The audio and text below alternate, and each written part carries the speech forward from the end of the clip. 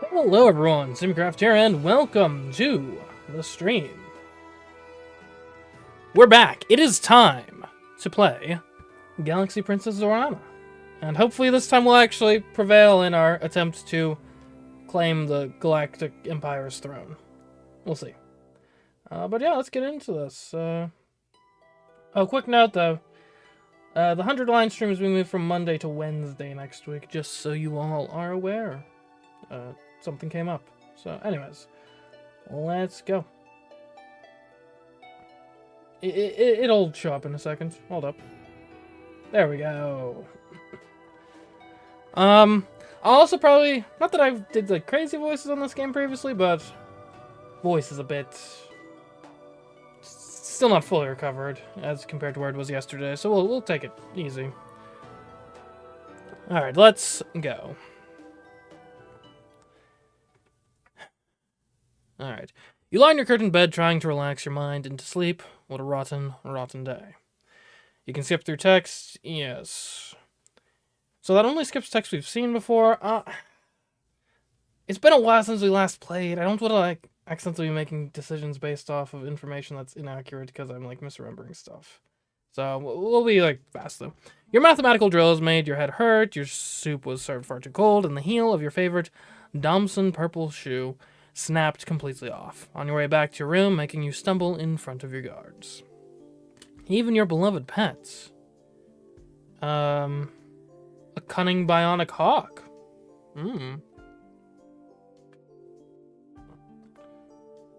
That seems like a pretty good pet to have.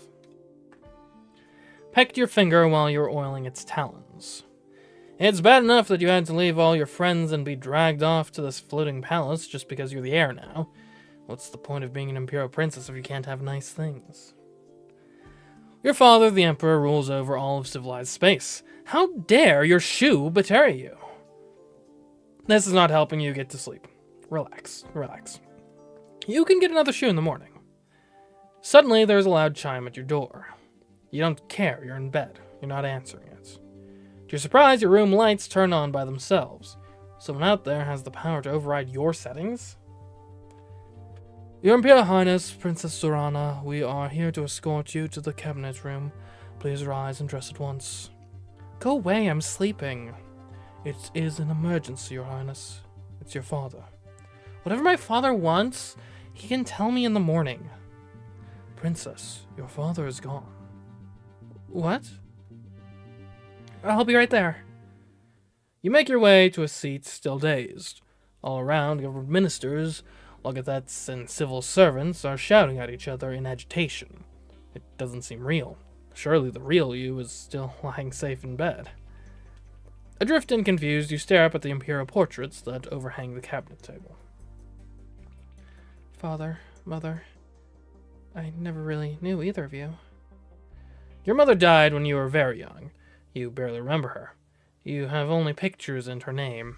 Imperial Consort Melania of Crystal Nova, a place outside the Empire which you have never visited. Emperor Dragosin was a busy man with no allowance for child's demands. You're raised on the Merkin homeworlds by your governess and a series of boarding schools. You saw your father only at official functions from a distance.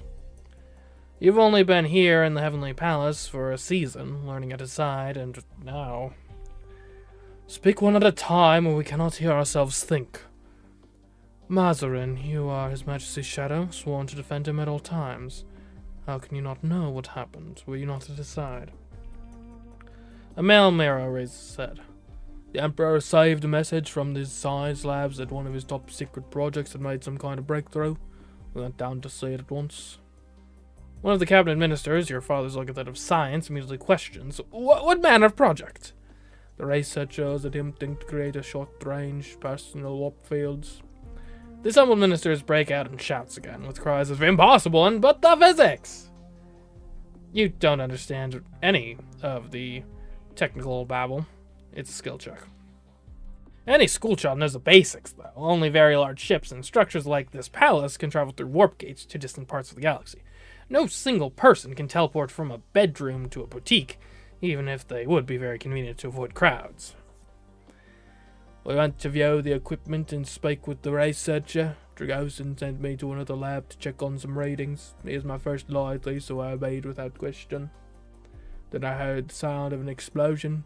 I returned to the lab to find that the equipment was destroyed, and the researcher and the Emperor disappeared. But there were no bodies. No. Were there any records of what tests were run, what the machine was trying to do, where it might have sent them? No, everything was destroyed. How can you know nothing? He doesn't answer. No bodies. Is it possible that the experiment worked and your father was transported somewhere in the Heavenly Palace? He's just injured, maybe unconscious, and that's why he's not here. It's more likely that he was thrown out into space or sucked into another dimension, or ripped into tiny pieces and scattered like confetti. Wrap your arms around yourself and sink down into your chair as the ministers argue around you. All gone. Princess Zorana. What? You are the designated heir in your father's absence. It falls to you to make decisions for the Empire. You must decide what to do next. But If the Emperor is dead, then the Empire must be informed and the official mourning period begun. However, with no body present, the procedures are less clear. Should we officially announce Dragossan's death, or delay the inevitable until an investigation can be concluded? I say we make the announcement. A delay only buys us like a week anyway. Might as well be assertive. The Empire deserves to know the truth. We should announce it. Very well, then the Celestial Ministry is permanently disbanded. Thank you all for your service. You may depart. Wait, what? Your Imperial Highness is your father's cabinet, his ministers, who made their oaths directly to him. If he is no longer Emperor, then those contracts are no longer valid. Their time is over. Is that not what you wanted? They're leaving you here on your own? Change your mind is interesting.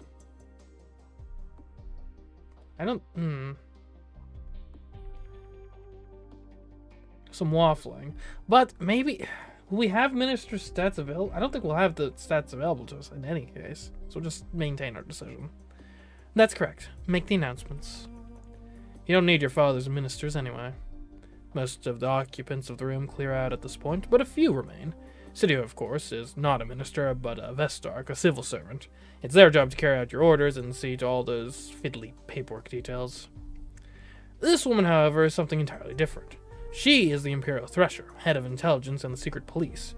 You've never really spoken to her before. Her reports to your father were made in private.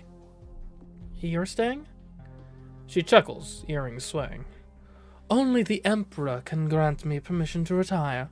Or the Empress, if you claim the throne. Aren't I Empress already, if my father's gone? Not until you are claimed by a majority of electors. You are Dragossan's designated successor, but you must stand for a formal election before you can be crowned. Which means our first priority is ensuring your safety. You don't have an oath-sworn bodyguard at this point, do you? No, just the regular guards. Then I volunteer to stand as your bodyguard until a proper rotation can be established. If you wish it, I will sleep in your quarters and keep you safe from harm. She wants to stay in your bedroom? Your private sanctum? She's a stranger, and a stranger whose entire job is to snoop and spy. But it could be safe to have her present, if you feel that you can trust her. If not, you'd be volunteering for your own execution. Can you truly trust anyone in this palace? We've accepted her protection previously. And we got assassinated both of our previous attempts, so she clearly wasn't doing very well. Not to mention there was an early assassination attempt, but it's not entirely clear it necessarily was. It could have been someone trying to deliver like a secret message or something, so we're going to refuse the offer. My current guards will be sufficient. She says nothing and only nods. It is probably best for you to sleep while you can. There will be little time for it in the future. For some reason, okay, let's skip my response. Guess I accidentally double-clicked there. With the meeting broken up, you disperse into the hallway. Princess Zorana, I was bound by your father to give you a message in the event of his death. Yes? Focus on your studies. The skills you gain can never be taken from you, and they may mean the difference between life and death for yourself and the Empire. Build a pool of trusted advisors as quickly as possible to strengthen your power base. But always remember that your own knowledge is more valuable than what you hear from others. That's all? Nothing personal? No secrets? No final admission that he loved you? Nothing? You have been a weak and spoiled flower, but you are Dragosin's child, and if you survive, you will be Empress. Spoiled? How dare! It is what your father told me to say. Learn quickly. He walks away. Here you are in complete control of your own life for the first time.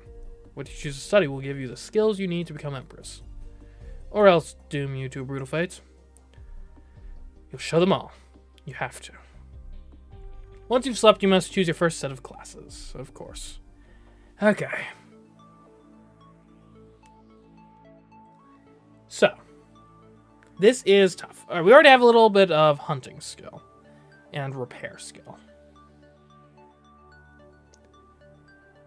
This group of skills, like here-ish, combat skills, body control, conditioning, are actually pretty good at surviving assassination attempts.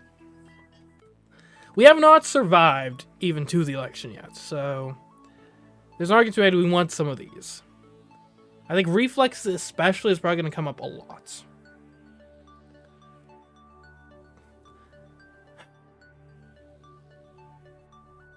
Endurance might help, too. I think we definitely want to get these three. The diplomatic skills, I think, are generally going to be important for swaying electors. Empathy to just know where they stand so we know even who we have to make a special effort to sway. Allure to sway. And menace, I think, is going to be useful if we try to blackmail someone. Granted, the interaction skills are kind of in the same boat.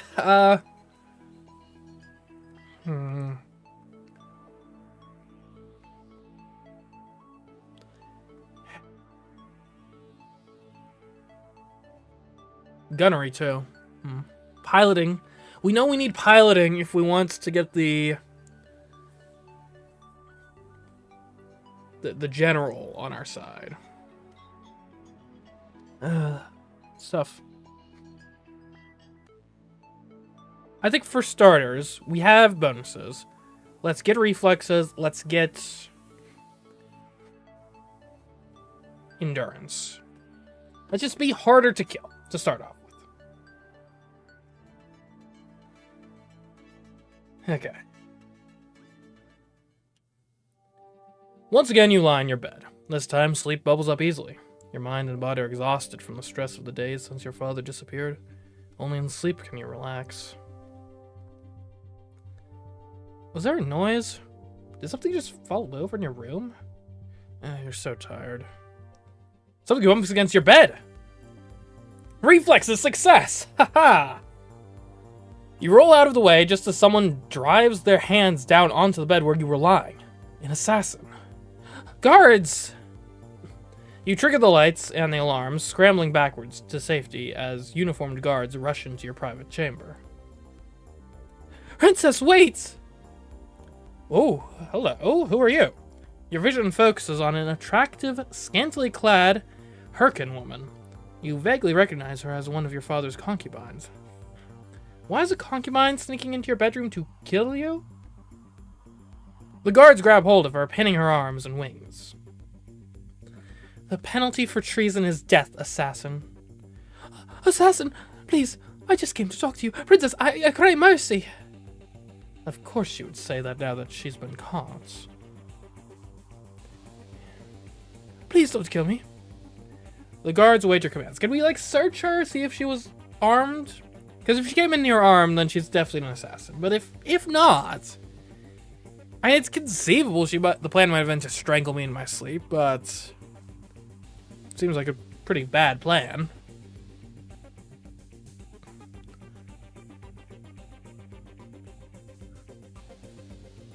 I wish lesser punishment was more descriptive. I say we go lesser punishment here. If she really was trying to talk, we could interrogate her later, after she's been imprisoned. Take her away and lock her up, but don't kill her. Have her questioned. Find out how she got in here. The guards take the woman away, still protesting her innocence. You try your best to return to sleep, but you still don't feel safe. Every turn you have the opportunity to interact with stuff, it's a tutorial. Ooh. You keep a pet hunting bird, which has been enhanced with technology to make it stronger and faster. Sometimes its amount of claws need a bit of maintenance, but it's very clever about catching its prey. Alright, we got repair and hunting from that. What's your hawk's name? Ooh, Tiberius. That's a good, strong name. Tiberius.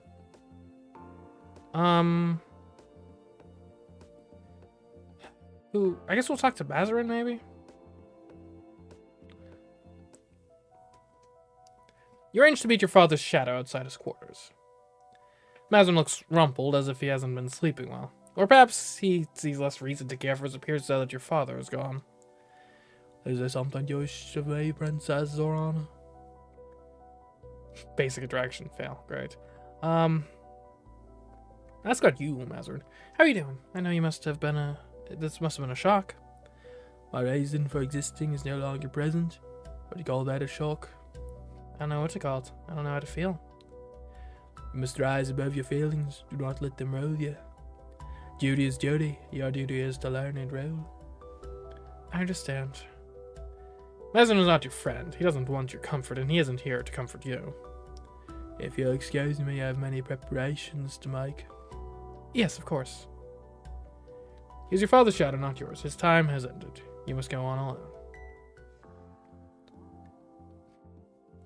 Let's talk again. Oh, he won't open the door. Great. I should have chosen a different topic of conversation. Alright, so we're currently cautious.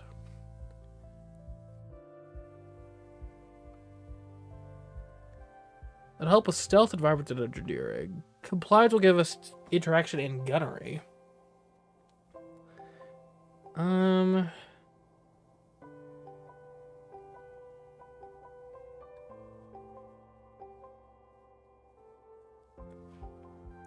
Wouldn't mind getting spaceships. That's like not this area at all. It's over here.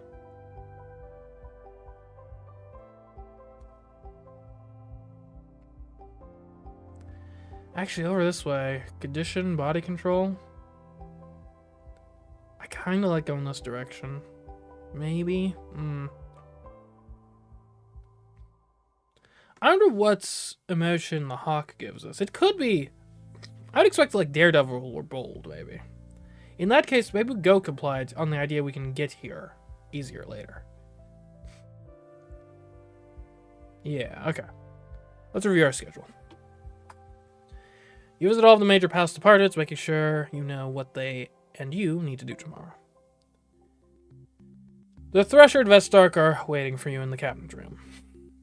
Ah, Princess Zorana, to speak with you.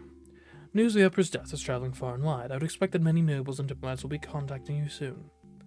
In the meantime, your father was due to make a decision on extending the recapitalization thresholds for this Vivum's accretion tax, so now it falls to you.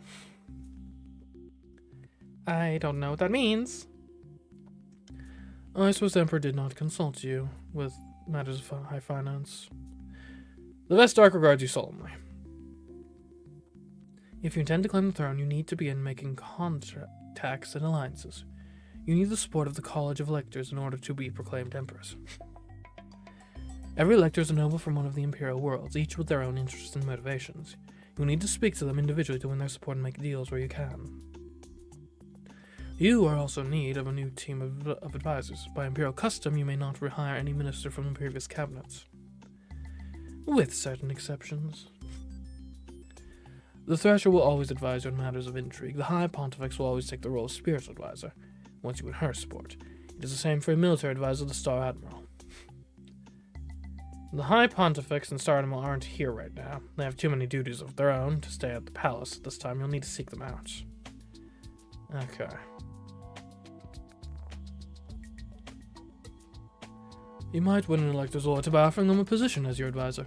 It is a great honor to join the Celestial Ministry. You might also consider winning someone's loyalty by making an offer of marriage. Marriage? Marriage alliances are traditional. But you haven't even had your adulthood rights yet. You're still an adolescent, old enough to be betrothed, yes, but would you really want to barter away your future like that? Marriages are for life. As your father's heir, you provide direction for the Heavenly Palace. At your command, you will travel the Empire. It's so much to take in. You have enough to worry about with your classes. Thank you. I will speak to you again later. Alright, what are we doing? We have rhetoric and etiquette available. Let's get some basic etiquette. At least enough to not embarrass ourselves at social functions.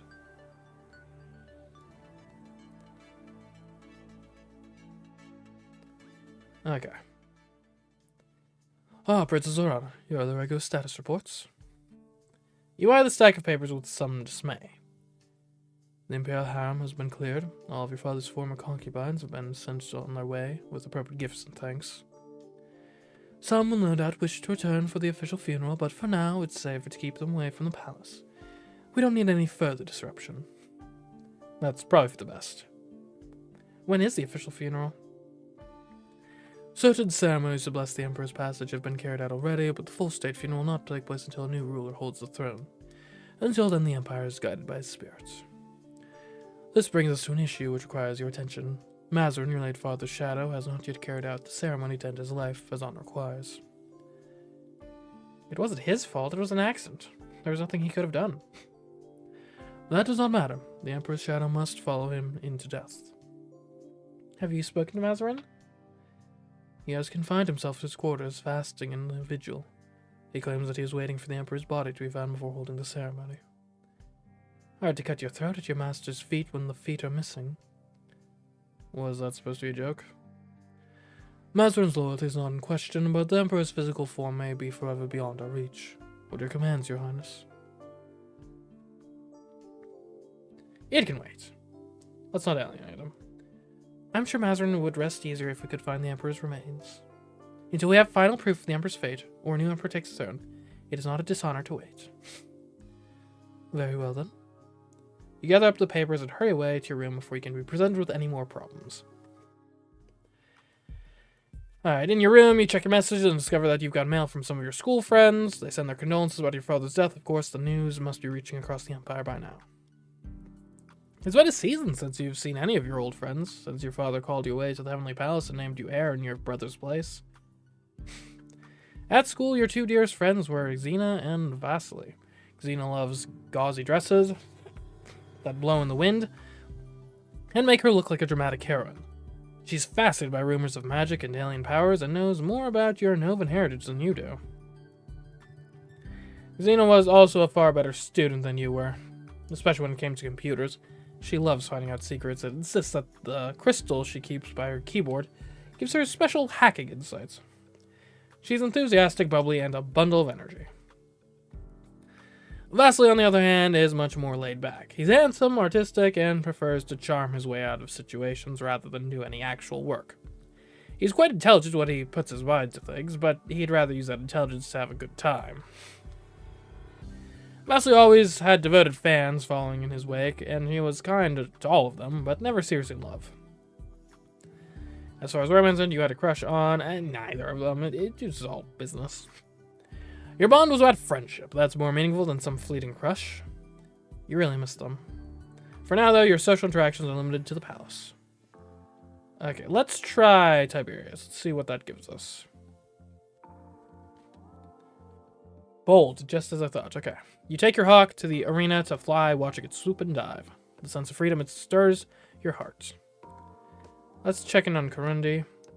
Any new security alerts? Good day to you, Imperial Princess Zorana. Majors are not aware of any current threats to your personal safety.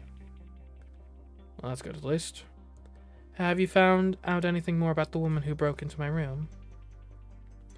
Her name is Esmaria. Or Esmarai, rather. She was a highly ranked member of the Emperor's harem and claims that he had promised to marry her, because of which she was very upset about his disappearance. She continues to insist that she's not an assassin. She claims she wanted your help asserting her rights as consort to be. For the one blade, she was carrying no weapons and lacked the training to kill effectively with her hands. Oh, okay. This is like a figures each on the one hand, on the other. Okay. For the other blade, the Emperor was most certainly not making any plans for marriage. How did she get into my private room? She obtained override codes somehow. We haven't been able to trace the vector. Esmerai was not a skilled hacker and not in contact with any known subversives. Her only notable society connections were to Zolot, Elector of Kedrau, but he wouldn't have had those codes either. Kedrau, one of the twin worlds in the sector Merca 1.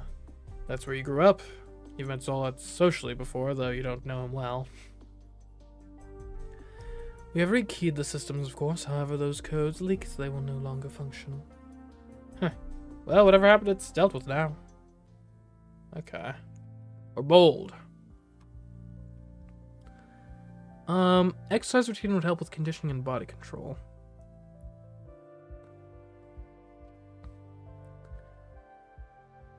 Yeah, let's do that. A healthy body supports a healthy mind. First, warm up your muscles, then get your heart beating faster. It's your duty to maintain yourself. Okay. So where are we going? What is our strategy with regards to vote getting? I do think going straight to the Merca system is probably a mistake.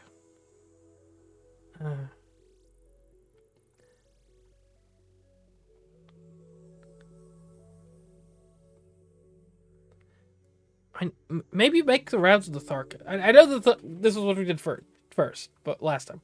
I think, though, you make your rounds in the Tharkus system, get a whole bunch of people pledged to you. Because, yeah, getting to the Harry system would just waste so much time. Same with Strogg. There's a world in which maybe go Merca 2 to Mal, perhaps? I like the idea if we go Tharkus 1 and just kind of... We'll build a cabinet from the Tharkus system. As we're doing that, we're going to prep to get the stats we need to get the High Pontifex's Blessings, which we know is to be able to compete in that sports game. Then we'll hook around to Ma, and by the time we get to Merca, we should be able to get the High Pontifex's Blessing, and that should help secure a lot of Mercan votes to be endorsed by the High Pontifex. That's the idea, anyway. And at some point, we'll try to run into the fleet and get the general on board. So Tharkus 1.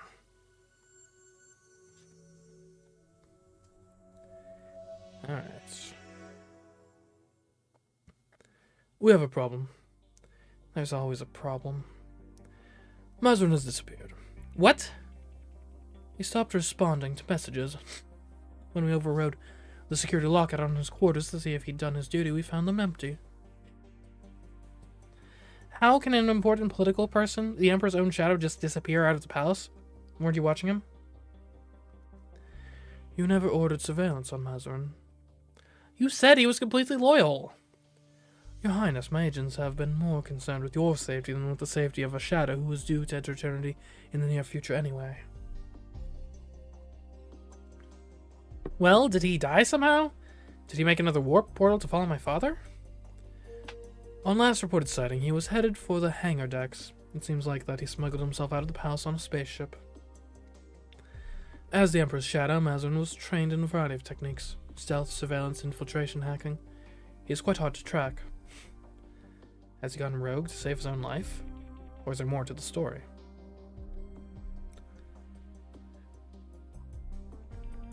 Maybe he doesn't want to die. He doesn't want to go through with the ceremony. That's why he had to disappear. Most likely.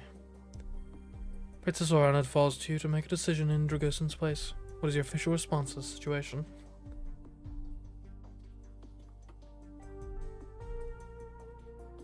Let's just claim he performed the ceremony. As long, it's in his interest to stay hidden. It's in our interest that he's not found. I'd say this works out for everyone.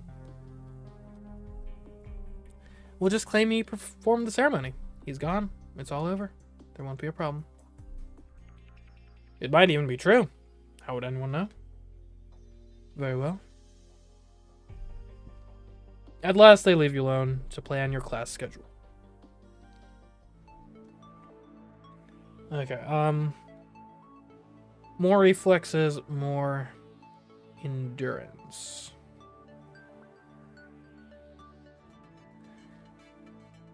Just having good reflexes alone should probably thwart a decent amount of assassination attempts. There are more messages of sympathy waiting for you in your mail queue. These condolences are labeled, "From your Novan family." What family? You don't know anything about your mother's relatives on Crystal Nova. Since she died, they've never visited or reached out to you anyway. As far as you know, they might have sent something for her funeral, but you were very young and you don't remember the details. Are her parents still living? Did you have siblings? Do you have cousins? You wonder for a moment and then decide that it doesn't matter. Crystal Nova is no part of your life. You're dedicated to the Celestial Empire. It's almost an insult that they would reach out to you now, considering... And then it hits you. This message isn't from some unknown cousin. It's from your brother. Prince Voshgot, your older brother. Like you, half Birkin and half Novan. Unlike you, he held responsibility from a young age. He was named the heir to the Celestial Empire upon his birth. He blazed the trail through the top scholariums and led his squadron in military service. And then he turned traitor, stole a fighter, and defected to Crystal Nova. Ex-Prince Voshgot has a warrant on his head, and if he ever dares to return to Imperial space, you haven't heard from him since. Whatever. We don't need him. You were never that close to your brother. He was the heir. He got all the fancy toys and accolades and your father's attention. He was traveling the Empire while you were stuck on one planet. You were just the second string, the spare. It was only after your brother left that your father brought you here to be with him. If Voshgot were still around, you wouldn't be living in the Heavenly Palace. And you'd never have the chance to be Empress. You don't know why he turned his back on the Empire, but you've got the benefit of it. You don't have time to think about this now. You're an Imperial Princess. You're busy. Okay, social phase. Tharkus Prime, the still-beating heart of a culture far older than the Merkin Empire. A world that died and yet was reborn from its own dust. The first great global Tharkan civilization reached for the stars and almost achieved them. But their hunger for glory outstripped their planet's resources. Their thirst for technology drained the seas and burned the skies. As the planet's heat grew, so did wars and plagues. But it was famine that finally decimated the population. What remained of the Tharkan race descended into barbarism, scrabbling for survival among the ruins. It took many hundreds of their solar cycles for rebuilding to begin. The second Tharkan civilization is slow, cautious, a careful shepherd of its resources, and excessively proud of its accomplishments. That self-importance creates difficulties with the reception arrangements. As you are not yet Empress, the Tharkan elite refuse to flock to the palace on your command. Not without trescents of notice and preparation that you have no time for. The Tharkan government is willing to host you as a guest planet-side, but you are not willing to look like a petitioner, nor to see the advantage of familiar terrain. At least in the Heavenly Palace, you have some idea what dangers you face. As a compromise, the three electors of Tharkus Prime have come in person to make themselves known to you, but without entourages. There will be no entertainment, no formal meal, no crowd, and nowhere to hide. Your guests are waiting for you in a small parlor, standing in a semicircle. All eyes are on you as you enter. Your attendant announces their names. Aberod, an adult male. Tharo, standing proud in a gold-trimmed uniform. Rizht, an elderly Tharkan man with a short and round figure. And Azura, a no-nonsense-looking woman with Tharun's scales and wings. Thank you all for coming. It's a pleasure to meet you. I hope this is only the beginning of our working relationship. You would like to speak to them each individually, but it's awkward. You'd have to pick one to address first, and the others would be right there watching and listening. They might feel slighted. We don't have much rhetoric, do we? Show me my skills. We have 0 rhetoric. Okay, here's my thought process. I think we are going to probably recruit these two. as advisors. So let's speak to Abrod to just try to get on his good side more naturally. You turn to Abrod. Honors to your house. I hope your travel was comfortable. Abrod puffs up his chest, the medals on his uniform glinting. Tell me, what is your experience with the military? Have you served a tour of duty? Surely knows that you haven't. You're too young for official service. Is this meant to be a trick question, or simply an embarrassment?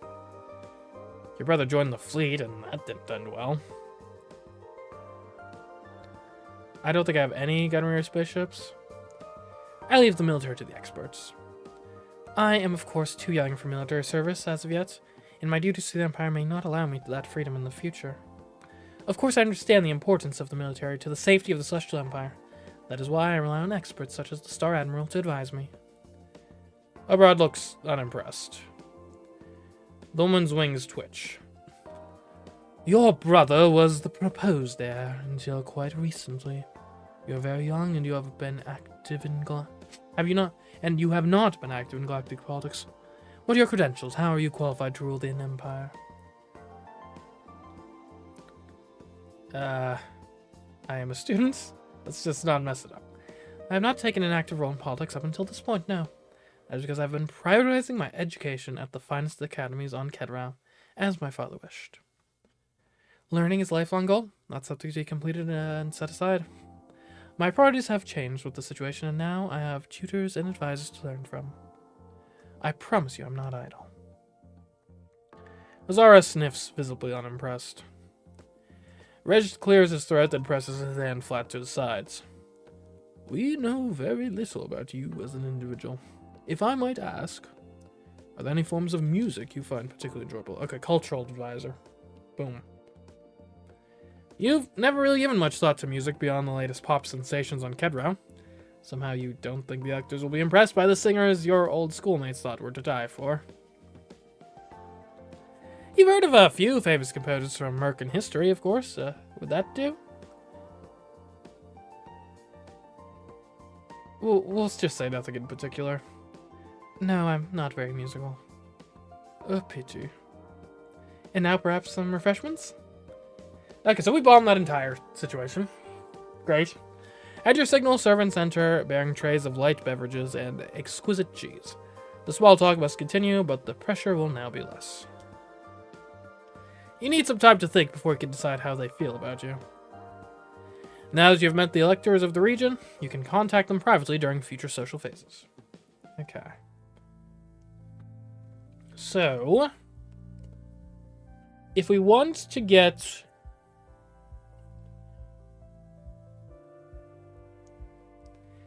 the approval of the Star Admiral, we're going to need spaceships. Of course, we could do that in either place. What's domination again? What skills are those? Sports. We are actually going towards sports. Okay, okay. In that case, let's be bold. We'll march with the guard.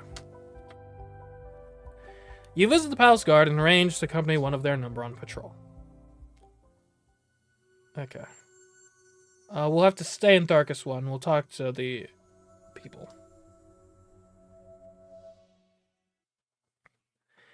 Your scream is chiming incessantly. Someone on your contacts list is trying to call you. Hello? Hello, Zorana! Oh, hello, Vesely. Xena pushes away into view. Zorana, we're so happy to support you in your hour of need. Well, we're not here yet, but I mean, we're here, but we're not there here, but we could be if you want. What? What she's saying is that we would like to visit you in the Heavenly Palace, if that's not an imposition. You shouldn't be all alone at a time like this. And you shouldn't have to deal with entertaining us or trying to look the right amount of sad if that's just more stress for you. However, if you would enjoy the distraction, and the hugs and the chance to show off all your new stuff, then we will happily fly out to see you. Do you want to see your friends? At least don't want anything political from you. Probably. But you're still pretty overwhelmed with everything you need to manage here. Do you have time to play hostess? I don't think I can right now. It's very sweet of you to offer, but I just can't right now. I have too many other things to deal with. have to stay focused. Don't worry, we still love you. Thank you. Okay. Wait, this is domination minus? Oh, I became determined. Dang. Okay,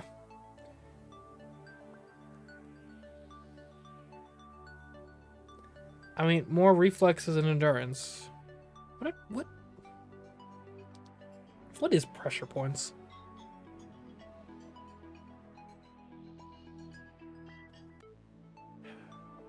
Okay.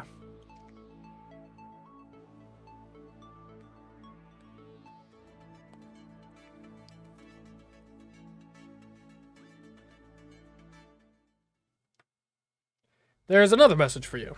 The caller begins speaking the moment that you connect. Princess Zorana, I understand some young people from your past contacted you requesting a visit to the palace, and you rejected the offer. Yeah? So what? That's right. How does she know that? Is she listening to all of my calls? Well, she's a thresher. That's probably her job. Do you consider either of them to be a security threat? Should we investigate them in more detail or put protections in place to prevent further contact? What? No, they're my friends. I just need to focus more on government and studying right now, that's all. Very commendable. Do let me know if anyone tries to make inappropriate inroads on your time. Right, of course. You close the connection. Alright, let's start with Reg. We're gonna offer him a cabinet position. Probably cultural. He seems into music. You arrange for private dialogue with Reg and lay out your offer. In exchange for your electoral vote, I'm willing to grant you a role within the Celestial Ministry. You'll be one of my closest advisors with influence on Imperial policy. Would such a position involve a great deal of travel? Well, yes, to be effective I need my ministers available to me in the Heavenly Palace in order to advise me. Is that a problem? No, not at all. What position do you have in mind? Culture. He looks like a man of culture to me. It would be my honor to serve you in this capacity, Your Imperial Highness. Then we have a deal. 20? That's it?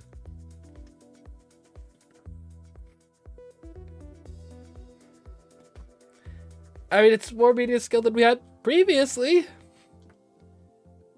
Azura. You arrange for a private dialogue with Azura and lay out your offer. In exchange for electoral vote, I'm willing to grant you a role within the Celestial Ministry. You'll be one of my closest advisors with influence on Imperial policy. Alright, I'm listening. What's your offer? She's commerce. Done. That is fast. Forward any necessary paperwork to my majordomo, along with the specific specifications for the ministerial apartments, so that my wife can plan her designs. Now, if you excuse me, Your Imperial Highness, I have other business to attend to. Well, at least I have a vote. Alright, 75 economics skill. Me. 20 in media. Ouch. That's rough. We might need to fire him at some point, but okay.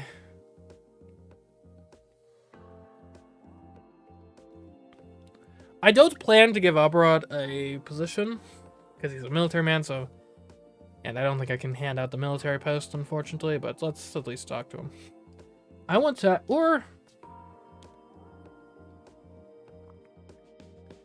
I don't think we could charm him. Let's just explore his social network. See who he's in league with. He's allied with Lukamir and Milan, Electo, and Gorge. One bite through Roxessel, Jade, Replicate Eternity, and okay. Interesting. Alright, let's be bold again, because that's what we actually wanted. Okay. We have 2 yes votes. Let's go to Tharkus 3, then we'll head to Tharkus 2, and we gotta pick up a science advisor at some point relatively soon. Hopefully there's gonna be someone decent in one of these 2. That way we can then go straight to Maw, so we aren't wasting much time in deep space. Tharkus 3. It's an ocean world, apparently. Ooh. You make your way to the cabinet room, yawning. We have received a message from the Star Admiral. Alright, you need to meet with him to discuss your candidacy for the throne. He doesn't have an official electoral vote, but as the head of the Imperial military, his support or lack of it will affect how others see you. He reports that an Iskvatel has been sighted far past the Drog system in unaffiliated space. What's an Iskvatel? The Vestark eyes you oddly. A space-dwelling organism which feeds off solar radiation. They're drawn to stars to feed and swarm. A swarm of them can block out a great deal of light, disrupting the ecology of any planets. Which nearly wiped out the entire Novan civilization. Oh. Just because you're half Novan doesn't mean you've researched Novan history. The creature is not currently on a direct course for Imperial space, but their movement patterns are unpredictable. You could approach Drog. It's a single Iskvatel, and the Drog system has no planets to threaten. The danger is not high. Admiral Yaku awaits your instructions. Or Yakao. Okay, what are we gonna do?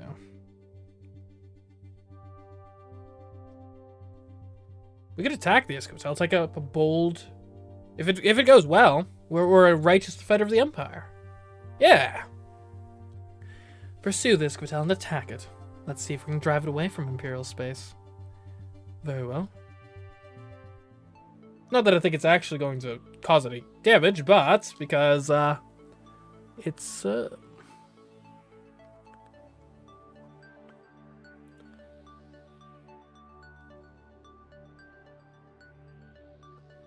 okay.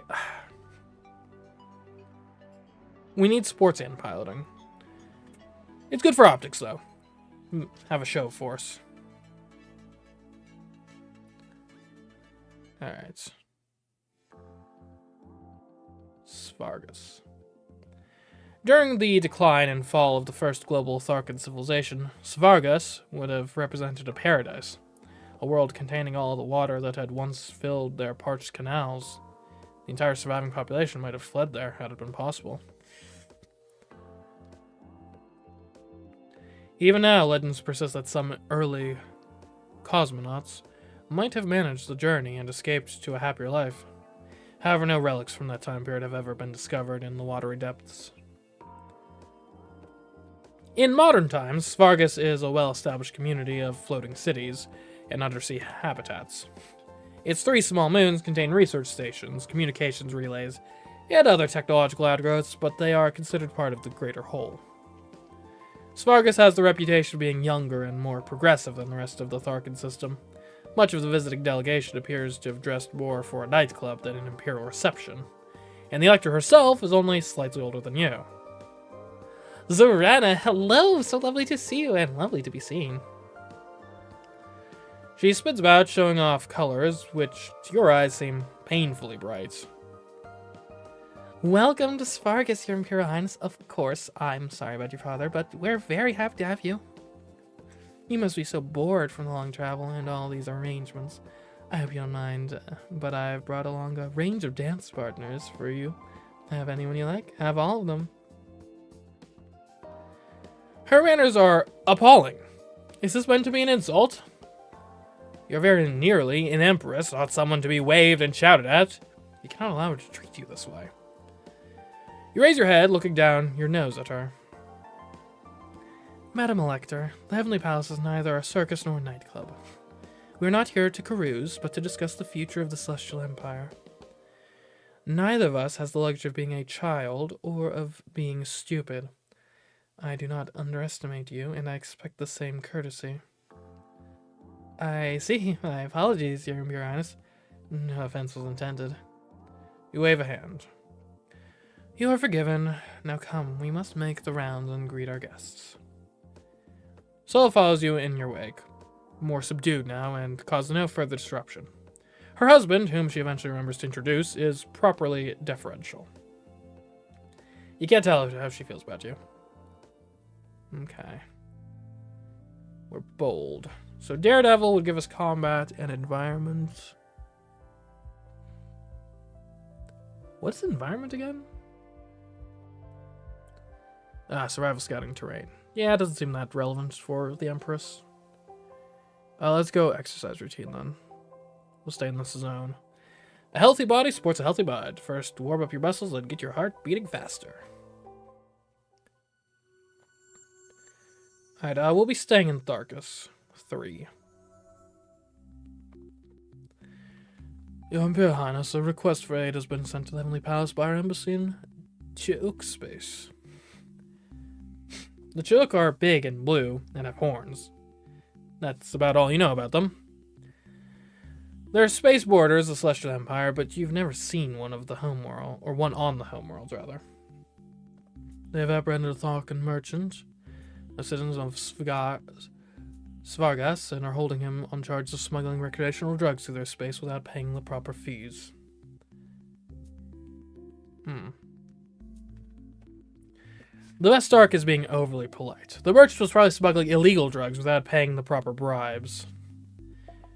The charges appear to be valid. The Ch'uk wish to sentence him to a lifetime of hard labor. The merchant is pleading for your intervention. They must be very upset about the drugs. What is your response? You're obviously nowhere near the situation. What can you actually do about it?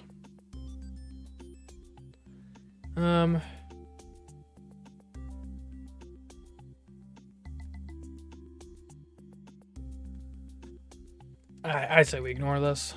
We're getting most of our Thark loyalty by cutting direct deals anyway, so I don't think we need to worry too much about the Sauergar relations with the Tharkans. This doesn't need Imperial intervention. It's a Tharkan problem, and the Tharkan Center ought to be handling it. Pass issue back to the Committa. Oh, very well. Have a good day. Okay,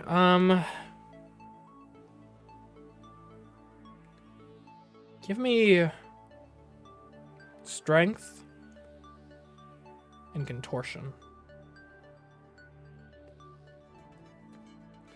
I'm going to be impossible to kill. Ideally. Alright, Sola. Let us investigate your background. You dig into the background of Sola, Elector of Svargas.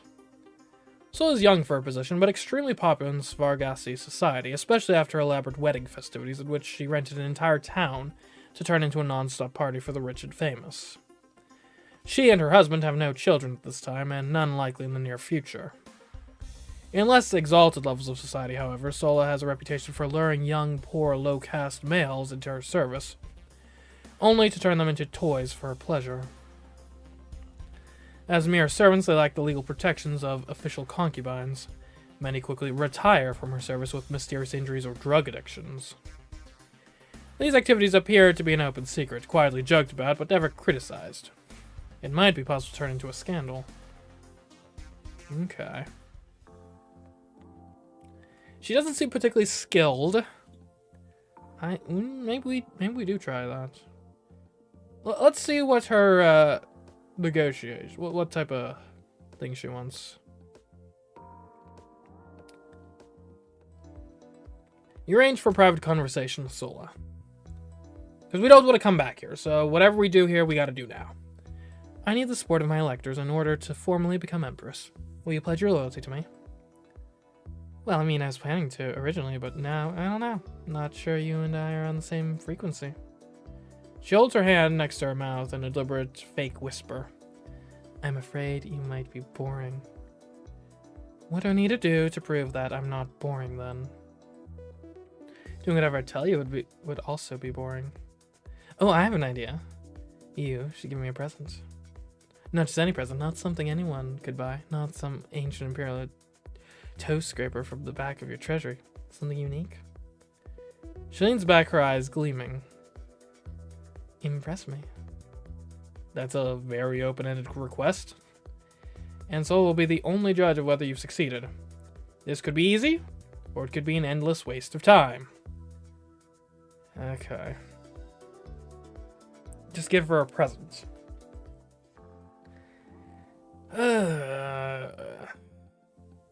Is that going to tie to skills? Probably. If I had to guess,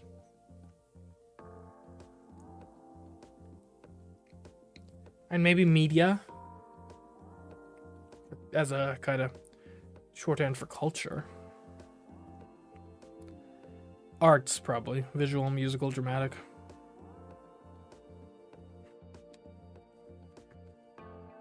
Yeah.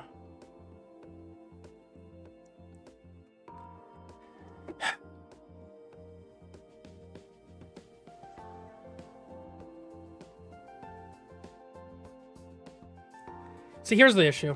If I do her personal quest and fail, then I'm probably going to be locked in here for another weekend blackmail. I think we just blackmail her immediately.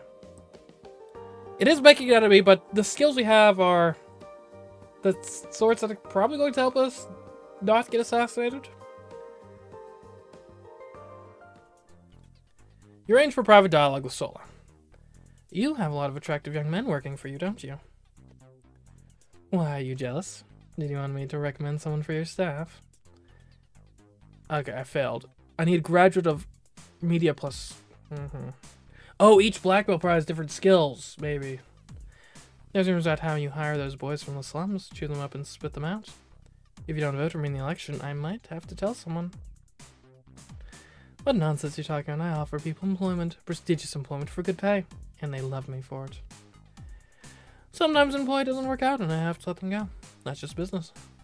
What do you want me to do? Stop employing the poor? Stop giving them opportunities to make something of their pathetic lives? Do you think they'll be grateful for that?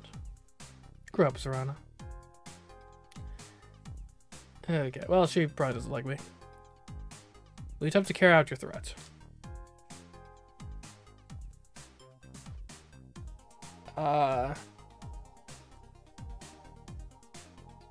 Our media is going to be horrible, but we'll try. Yeah. You locate one of Sola's discarded toy boys and have him interviewed about his experiences, hoping that the scars of his still pretty face will win over the hearts of the public.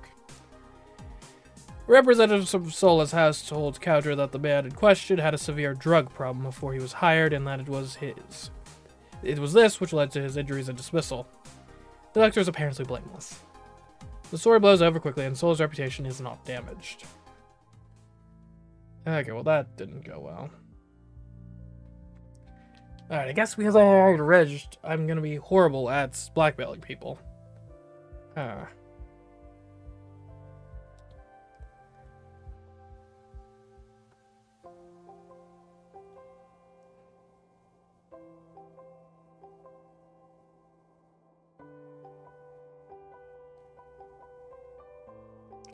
We'll march with the guards. You visit the palace guard and arrange to accompany them on patrol, yes.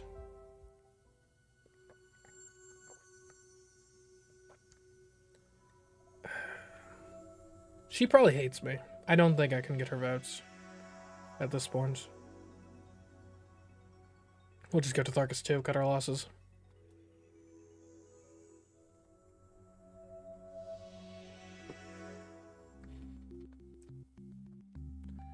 Good morning, Your Imperial Highness. We must now discuss the matter of the Jubilee holiday. The celebration of my father's birth star rising. As we officially have no emperor at the moment, it would not be unreasonable to postpone the Jubilee until after a successful election. The Jubilee is an empire-wide holiday. Many businesses are closed and the necessary workers receive overtime pay. Removing a holiday from the calendar would disrupt plans and finances. We could maintain the current schedule and celebrate in honor of Emperor Dagosin on turn 28. Or, using your position as the Emperor's daughter, you could move the Jubilee to match your own birth star on turn 15. That could help cement my position as the next ruler in the eyes of the Empire. Or it might appear presumptuous of me. What are your commands? We'll just keep it. Let's keep things stable. Jubilee should celebrate my father's birth star. I will make note of it. We're gonna have to take a quick break. We'll be right back. Don't you go anywhere.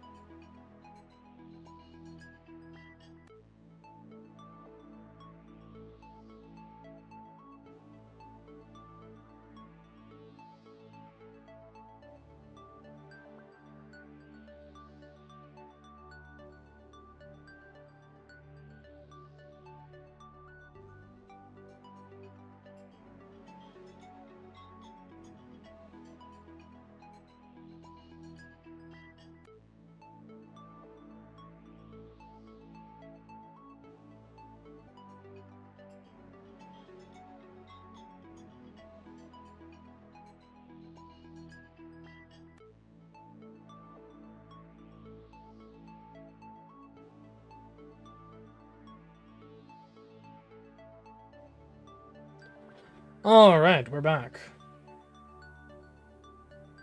Yes, I think we're back.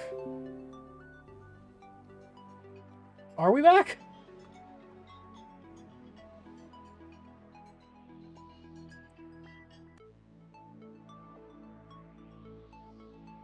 I don't know, for some reason, the Ethernet computer just decided to stop using that for a second.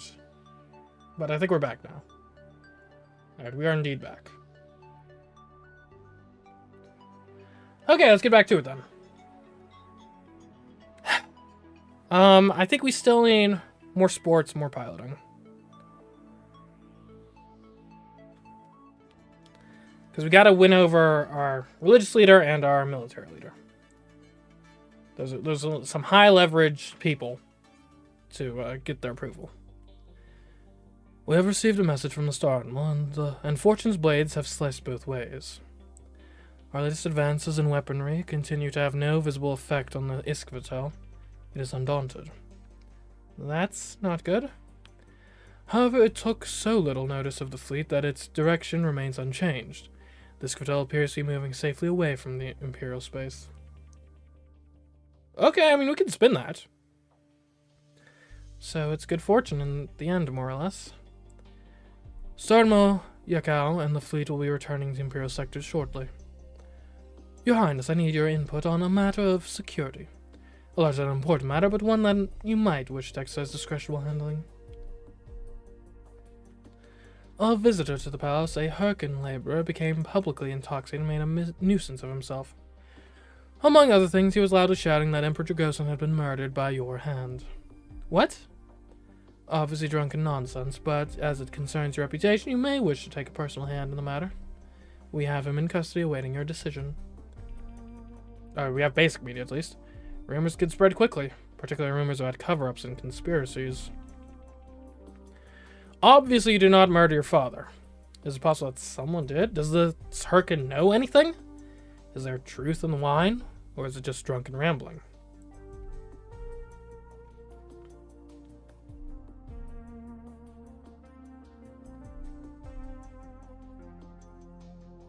We will officially punish him just for drunkenness. People say foolish things when they've had too much to drink. Treating it like a serious matter would only look more suspicious. How would security normally handle someone being drunk and obnoxious? Locked up overnight and fined for causing an inconvenience. Do that then. The primary function of the inner system planets has always been to supply resources to the homeworld. After the rise and fall of the first great Darkan civilization stripped it nearly bare, both worlds are far wetter than Darkus Prime, and contain great mineral wealth. The first planet, Chakagola, is a boiling sea above a volcanic core which spits out hot metal bombs and rare alloys. The second planet, Gakthon, resembles a vast swampland with a wide variety of plant and animal life. These worlds are of immense strategic importance, but will never have the same prestige, the same sense of history and epic struggle. The elite are wealthy and powerful, but always fix their gazes on the true nobility elsewhere. As the most important person in attendance, you wait for the festivities to be in full swing before making your grand entrance. Once all eyes are upon you, you speak words of welcome, and grant them permission to return to their own conversations. You're not yet Empress, enough to command the whole assembly into silence for hours. You sweep your gaze over the assembled guests, picking the electors out of the crowd. Eletko, elector of Chakagola, is easy enough to identify. A man of mature age, he is unusually tall, even for a Tharo. His frame does not look at all muscular, but he is almost certainly far stronger than you. Eletko is unmarried, though a much younger male appears to be attending with him. That might be his son, but he looks purely Tharkan. More likely he has a new companion, or even a recent addition to the Elector's harem. The other Elector, Lorcas, is a well-dressed middle-aged Tharkan woman, with a glass of blue wine in her hand. She is married, but her husband is not with her. He appears to be on the far side of the room, enjoying himself in the company of other women. Noticing your attention, she immediately makes her way over to you. Greetings and welcome, Your Imperial Highness. It has been a long time. Have you met her before? You don't remember her at all. Of course, everyone in the Empire knows who you are. And until recently, you were more interested in remembering your friends' schedules than in remembering the faces of every politician in the Empire. Let's ask out the details. We'll have interest. I'm sorry, but when did we meet before? It was at the ceremony of remembrance for the Empress. Oh, of course. It was a difficult time for you. I'm sure you don't remember me. You haven't wanted to remember much of anything about that time. You were a child, confused by the loss of a mostly absent parent, and angry at the way strangers wanted to fawn over you. And now here you are, living it all over again. Older, but even more alone. My condolences on your father's passing. He was truly a great man. It hurts to hear your father praised, considering what he's done to your life. He may have been a great man, but he was not a great father. We scarcely even met. He was a stranger to me. Did he not train you as his heir? No, only my brother. I'd barely even been to the palace before he... Too late, you realize that you have just indicated how poorly prepared you are for your position. Great. I was, of course, privately educated at the finest academy on Kedrau. Of course. This is probably a mistake. Ah, I see Electco hovering nearby. I'd better stop monopolizing your attention before I feel the need to plot his revenge. Before he feels the need to plot his revenge. The two electors must engage in a certain amount of competition for prestige. I look forward to speaking with you again in the future. She bows to you and retreats, politely stepping away to avoid turning her back on you.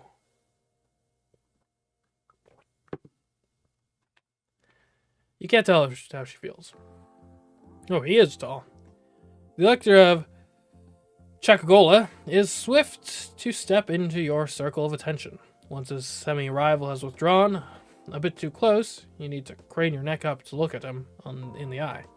He is infernally tall. Ooh, body control success.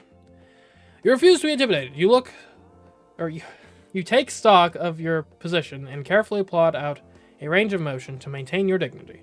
A slight raise of the chin, but no more. His shaggy green face looks pinched in, as if he's bitten into something unpleasant. Perhaps it's a sign of age, for his low rumbling voice sounds polite enough.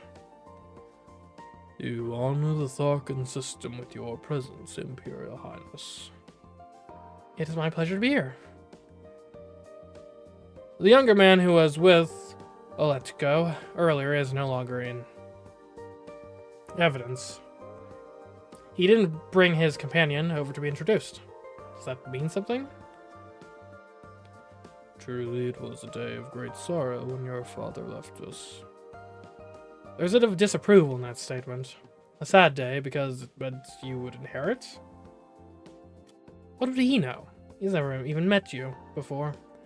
And you doubt he was any sort of confidant of your father's.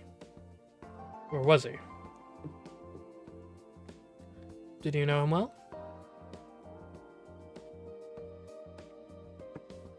Were you particularly close to my father, then? He pauses. I cannot claim that privilege. I'm only a humble servant of the Imperial Committee. Indeed. Who does this pompous green giant think he is, anyway? Humble. He most certainly is not.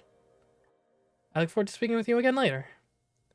The tall male recognizes his dismissal and withdraws.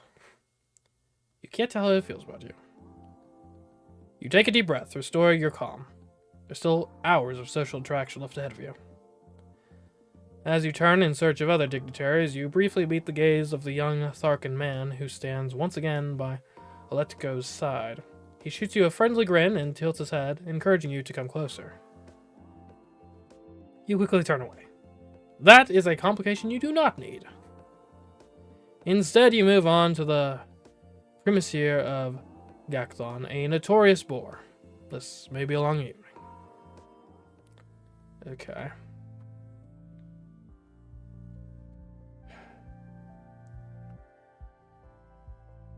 I guess I'll write in my diary. It'll be secretive. You hole up in your room to record your most secret thoughts in your private diary. Alright, we'll stay put here. Try to get at least one advisor. Princess, have you seen the latest news across the star feeds? I just got up. This concerns your father. The Vestarch beckons you closer to look at a feed display. The sound has been muted, but on the screen you can see an unfamiliar Merkin woman cradling an infant. The text scrolling across the bottom reads, Emperor Dragosid's secret heir? This woman claims to have conceived the Emperor's son and requests the palace's aid in claiming his birthright. Who is she? Is that one of my father's concubines? You don't recognize her, but you can't say that you'd remember every face in your father's harem. That was not an area of his life that you paid much attention to. No, an unmarried woman of common family and middling income. She apparently came into contact with the Emperor during one of his visits to Andral. The child genetics have not yet been verified. Even if her story is true, if she's not a wife or a concubine and the child was never officially acknowledged, and it wasn't, your father's will was quite clear that he has no son now. Such a baby has no birthright to claim. Under Imperial law, family is a matter of contract and obligation, not genes. Many children are not genetically related to one or even both of their parents. Children can be conceived artificially, genes can be edited before birth. If someone finds a dead, scrupulous doctor, genes can even be stolen. Creating a child of someone's genes without their permission is illegal, but it does happen, especially with celebrities or other prominent figures. Your father was certainly prominent. The story's nothing but tabloid gossip. No one in the Empire would seriously imagine that this baby was the heir to anything. But if it is in some way your father's child, what are you going to do about it?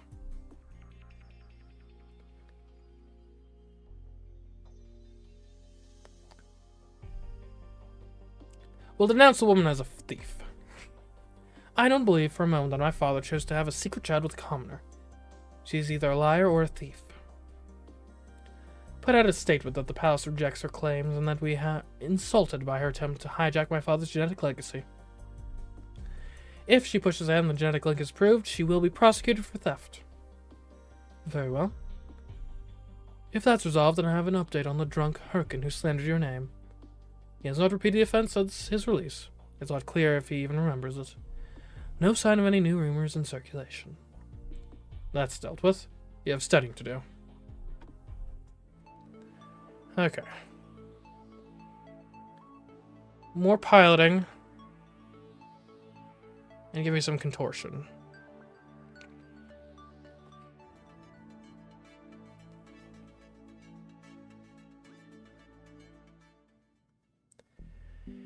You receive a report from the Imperial Thresher.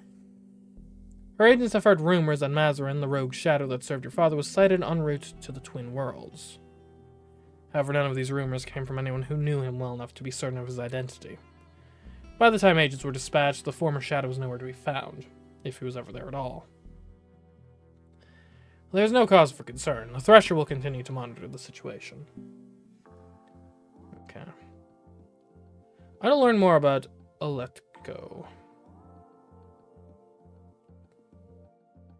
We'll investigate his background. You dig into the background of Electo, Elector of Chakagola. Electo is a mature male of mixed Mao and Tharkan heritage. He is never unmarried, he was not born of the highest rank, but has worked hard to advance through business and politics. Okay. Electo was once engaged to a Tharkan man who died before the wedding could take place. Since they're never officially married, Electo was denied legal permission to use his intended genes to create a child. Shortly afterwards, Electo produced an heir, Jaxor, allegedly his clone son. However, Jaxor does not look much like his father, nor does he show any sign of Mao heritage. This isn't impossible. Genes can be edited before birth to adjust the child's appearance and the other traits. Jaxor could be a proper clone son, tweaked to slightly resemble Electo's lost partner. It would, however, be something of a scandal if it turned out that Electo's heir was born from stolen genes. Jaxor, that must be the young man you saw at the reception. The one who smiled at you. He's a student at a specialist academy on Chakagola, and popular among his classmates. Unfortunately, you don't have time to make friends. Jackson was currently unmarried and might be an option for an alliance. Okay. Interesting idea. What about Lorcas? I need more Imperial. I need to learn Imperial history so I get the alignment. That might help a lot, actually. Like, is there anything that I think you would be likely? I know what I have left. The bureaucracy. It's a law. Galactic relations, Imperial history. You know what, let's just decide we're going to be here one more turn, okay? So let's learn about her first. You dig into the background of Lorcas, Elector of Gakthon. Lorcas first inherited her position when she was younger than you are now. She was meant to be under the guidance of a regent, but quickly arranged her own marriage to Jern, an older nobleman, in order to claim full adult privileges and push her regent out of the way. The marriage has unfortunately never been a happy one. Lorcas and her husband use each other for business purposes when necessary, but do not appear to be affectionate or even friends.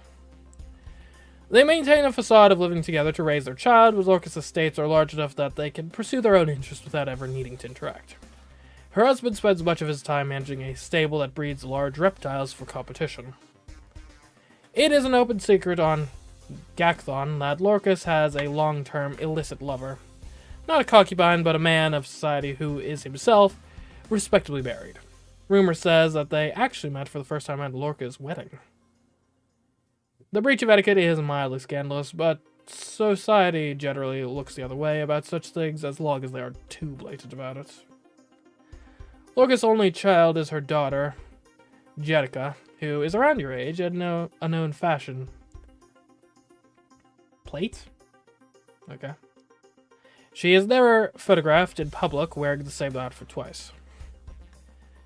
Jetica is not yet engaged to anyone and might be available for a marriage alliance. Okay. Maybe she'd be a good get of the law? I don't know.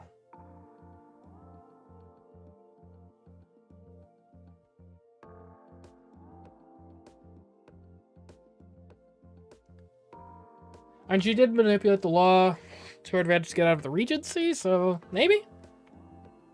Let's offer a cabinet's position. You arrange for private dialogue with Lorcas and lay out your offer. In exchange for electoral vote, I'm willing to grant you a role within the Celestial Ministry. You'll be one of my closest advisors with influence on Imperial policy. I see, and would I have my own private suites within the Heavenly Palace? That is gentlemen with privileges, yes. Forgive me, Imperial Highness, I have always wanted to be able to claim residence in the Heavenly Palace. As a member of the Imperial Comitia, she has likely been invited to stay in one of the palace's many guest rooms at some point in her life, but that isn't the same as having a suite waiting just for you. What position do you have in mind? Curator... What would Chancellor... let's go law...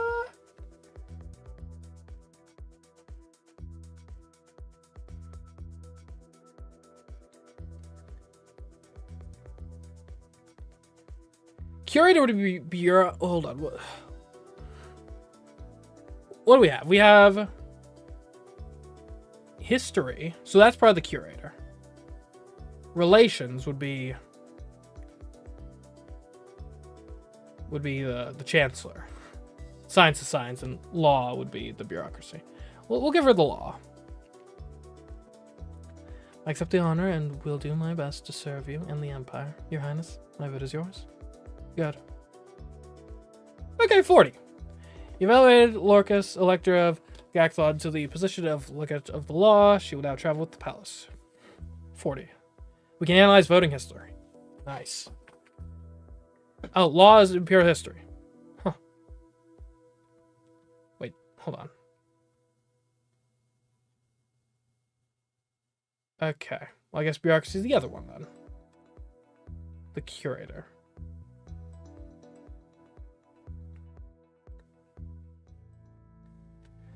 Okay,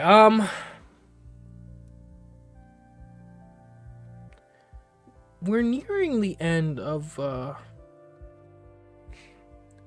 body control being that useful, but we'll organize our closets. You sort through your belongings, carrying some away to storage, and organize the others to be more convenient for you to use.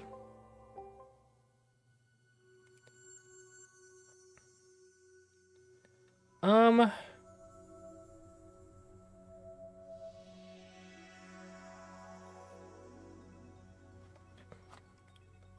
you want to sane Tharkus too? I say, ooh, sheesh. I say we move along. Get to deep space, head to Bao, and then we'll make our debut in Merca.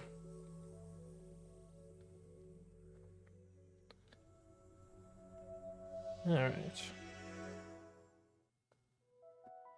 When you wake, you find a message waiting from the Vestark, flagged important. Not urgent, or someone would probably have insisted on getting you out of bed at once. You read through the message and immediately feel your pulse rate increase. A major Starfeed producer has requested access to an interview with you for a biographical special. You can't afford to say no to this. It's a chance to make a positive impression across the entire Empire. This could shape the course of the election. Unfortunately, you don't have long to prepare. The reporter will arrive after this turn's classes.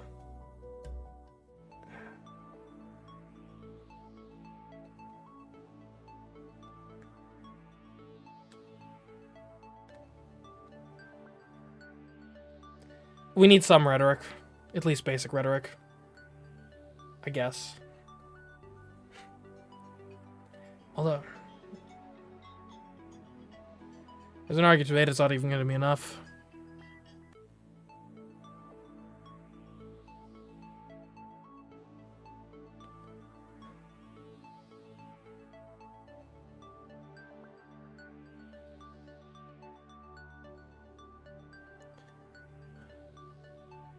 Let's take one right across. I think that maybe gets us to basics so we don't make a total fool of ourselves, and then we'll learn pressure points.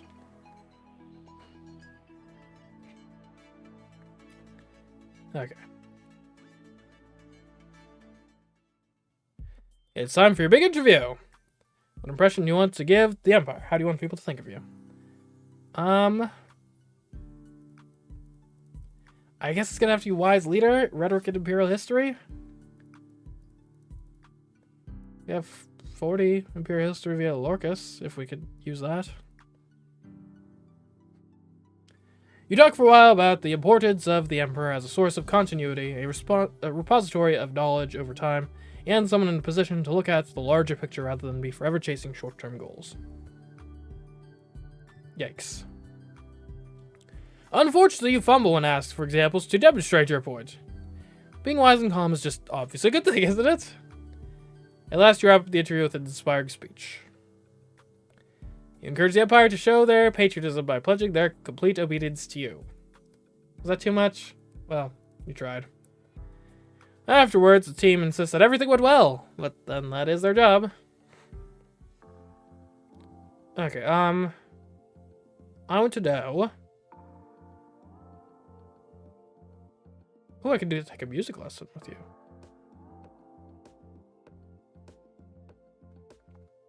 Yeah, sure, why not? You sit down with Reg to share tea and listen to music. Your musical arts skill increased. Nice. Nice.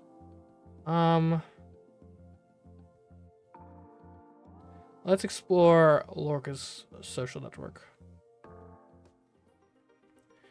Investigating the relationships of Lorcas, Elector of Gakthon.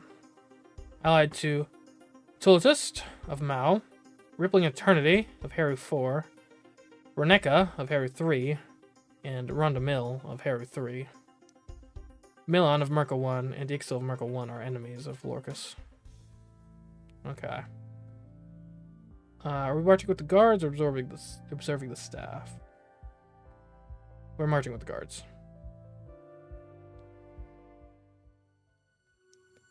Alright, Tamao.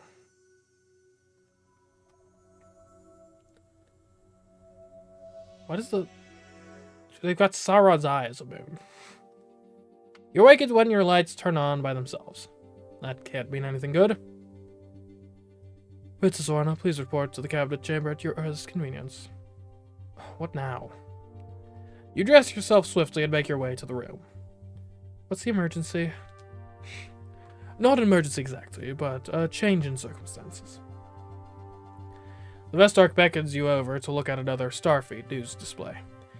You recognize the merchant man on screen immediately. It's Lugamir, Elector of Kedra. Lugamir is a well-connected scion from a long line of politicians. The academy you attended until recently lay within the territory he represents, and he was a frequent speaker at graduation ceremonies. Among the wider public, he has a reputation for being an affable toff, prone to minor gaffes, and sporting a mop of eternally unruly hair. Commoners think he's a bit of an idiot, but they think of him fondly. The Vestarch brings up the sound so you can hear him speaking. Descendant of the Empress Platinia the Great, I formally announce my candidacy for the Celestial Throne. He's entering the election? It's more of a confirmation than a question. Of course that's what he's doing. You knew his family had imperial ties, your distant cousins multiple times over, thanks to the interconnections of merchant politics. Imperial blood isn't even a legal requirement to stand for election, although it certainly helps to gather support. You are your father's designated heir, but you're still a young and untried girl. Lugamir is an adult with friends across the Empire. Is it possible that he could defeat you? How bad is this? Bad? It is neither bad nor good. It simply is. What I mean was, how much support do you think he has? That is what the election will determine. Don't you care about who wins? I serve the Empire. As a civil servant, it is my duty to remind you that only a sitting emperor or empress can appoint or dismiss an elector. The Grid as a whole may rule an elector ineligible to vote, but only in extreme situations such as complete loss of mental capacity or a proven attempt to assassinate a candidate. You cannot remove him. Wait, does that mean he gets to vote for himself? Yes. Well, that's one vote you won't be winning. You need to step up your game. If you can secure binding pledges from the electors to vote for you, then they won't be able to support any other candidate. Okay. We need sports. And honestly, let's double down. Let's get wrestling too. Are you really good at sports?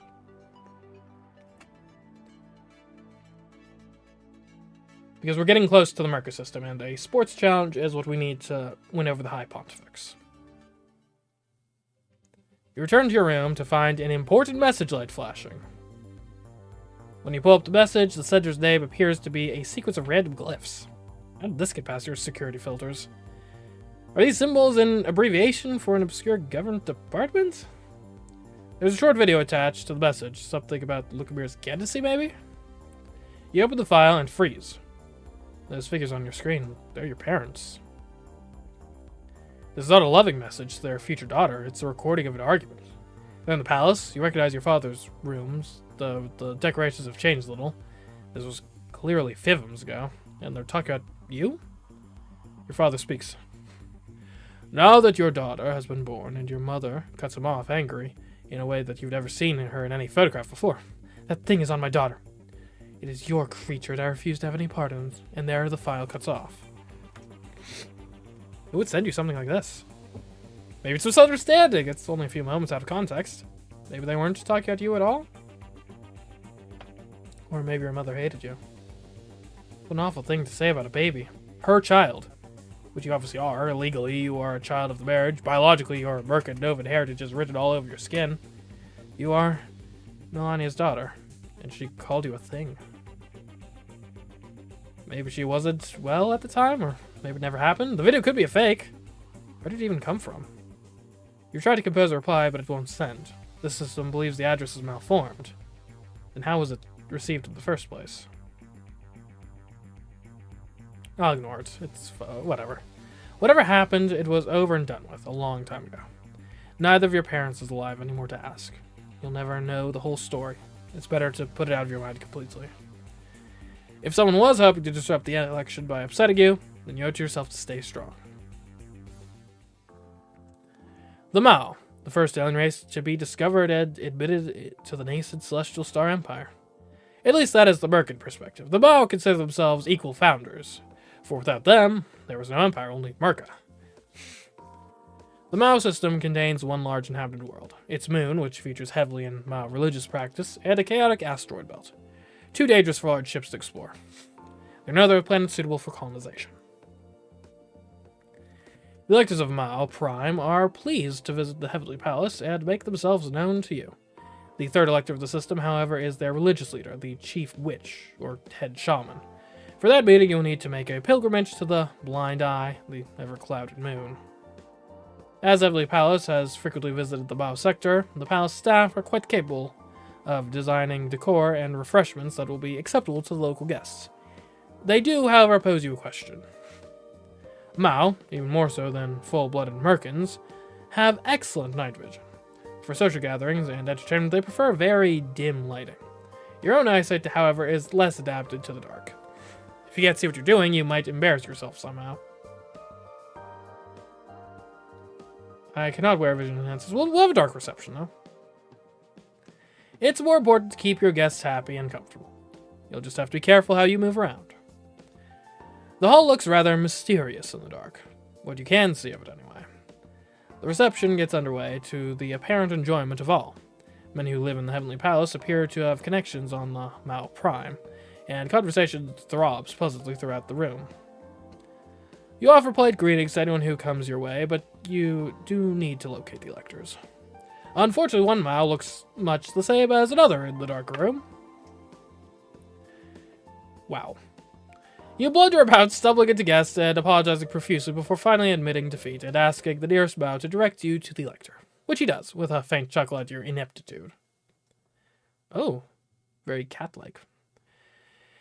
Erolotti, elector of Mao Prime, is a mature woman, but the flesh of added fivums does not make her soft. The man with her, most likely her husband, is clearly in her shadow. She talks and he only nods. When she sees you, she comes forward and he fades into the background. Greetings and salutations, Your Imperial Highness. Are you enjoying the party? Thank you, I'm having a lovely time. The Imperial family is always welcomed when they visit our sector in search of knowledge and enlightenment. Imperial history success.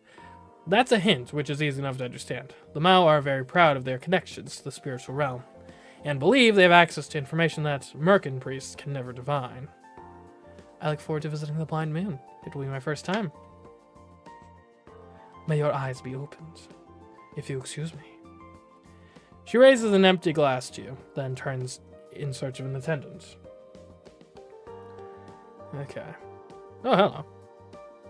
As soon as she leaves your circle of conversation, someone else bounds in to take her place.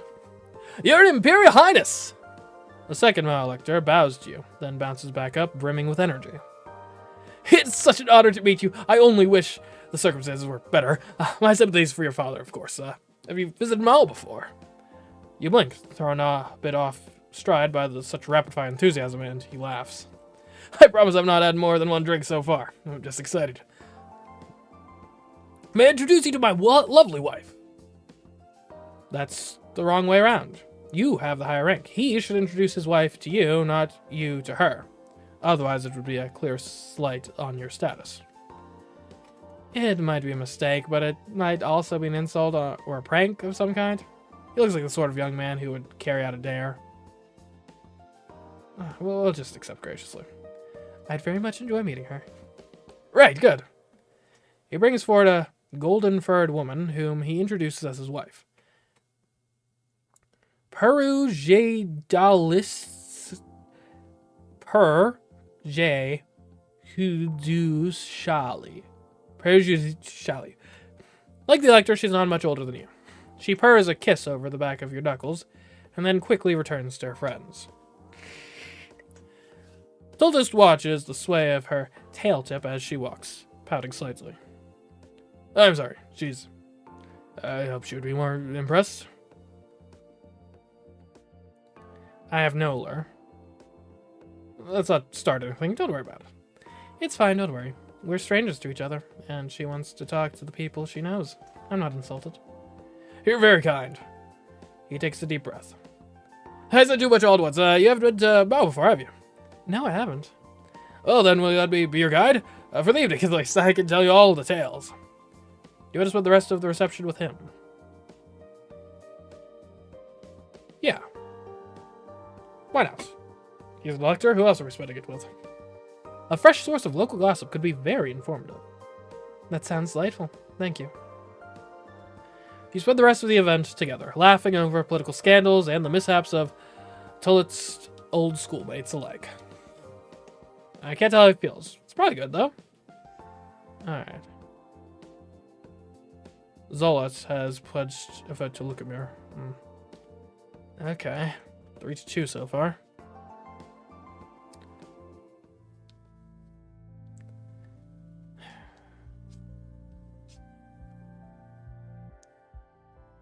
Guess we'll be secretive. You hole up in your room to record your most secret thoughts in your private diary. Alright, we're staying put, obviously.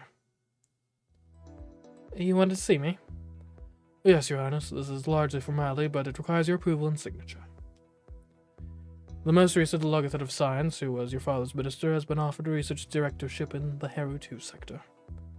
Heru 2? You haven't visited there yet, but by reputation, there's practically no there to visit. No habitable planets, no major population centers.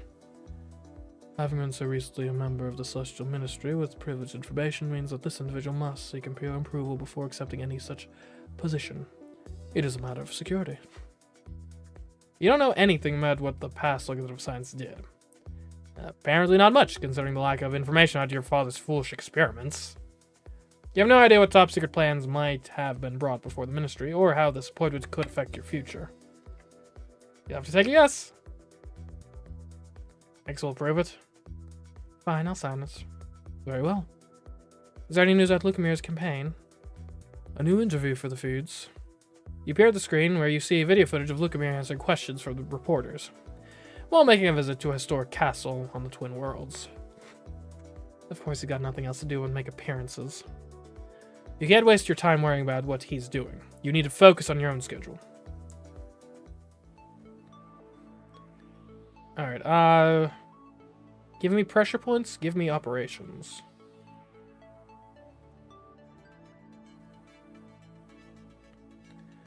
Oh, okay, I've got a new outfit, yeah. Oh, that's nice.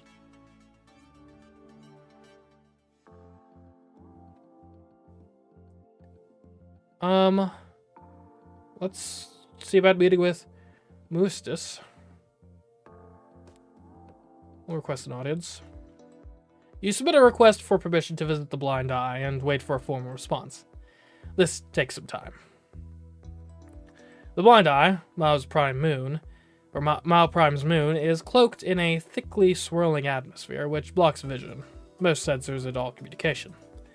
Messages must be specifically relayed to and from the surface, and only pilots trained and blessed by the spirits dare to make the landing. You will require an escort. You don't know what will happen after that. Questions at your beliefs and loyalties, perhaps. Almost certainly some kind of ritual.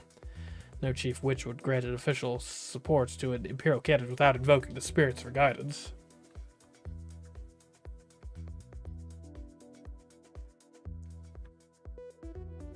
At last, a pilot is sent to transport you down to the moon's surface.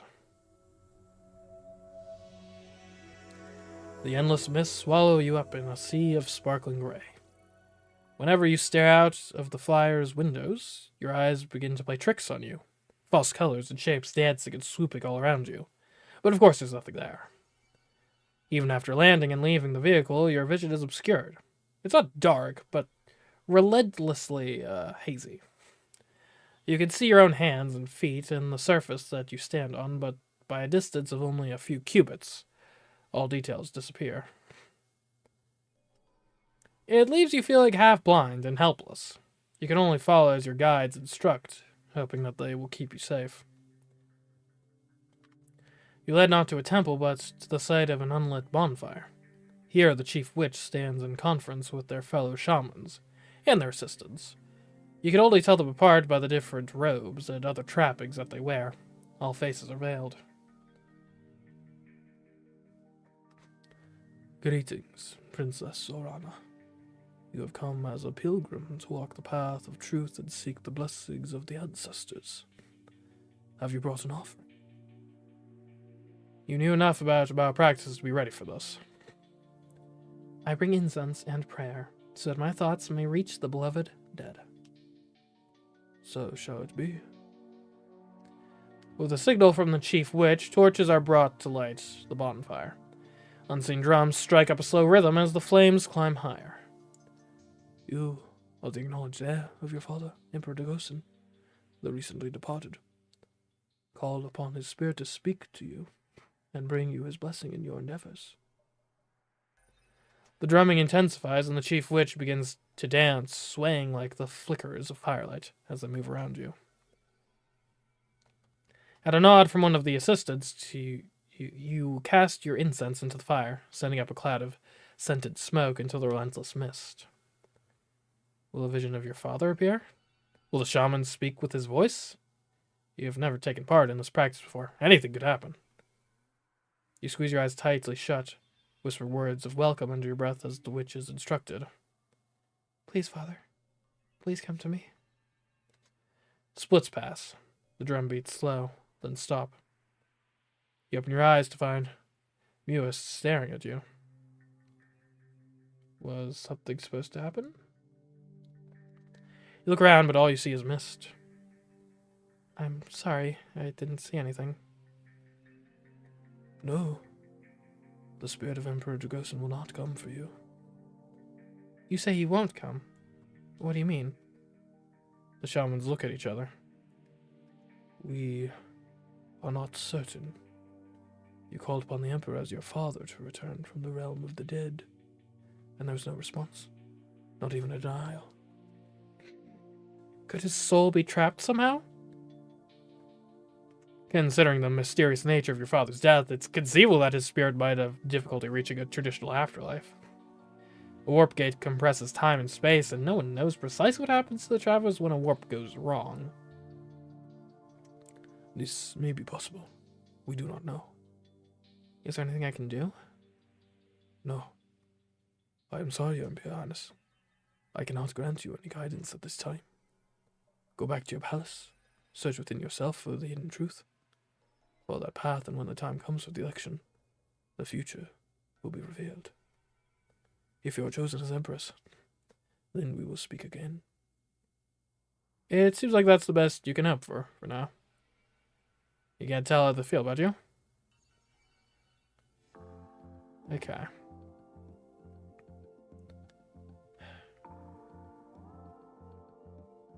Are either of you two going to be talented or anything? Maybe you.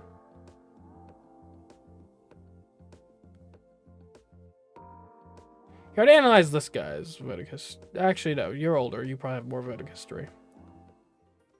You analyze the voting history of Erliotti, Elector of Mao Prime, looking for patterns to predict future support. Within the Imperial divisions, Erliotti is most loyal to the Mao. Erliotti favors a conservative approach, sticking with traditions and methods that have been tried and tested over the Fivums. Erliotti respects intelligence and finding clever solutions to problems. She can be dismissive of the ill-informed. Erliotti is interested in expanding the influence of the Celestial Empire through increased contact with alien powers. Oh, there's like whole ideological beds to this.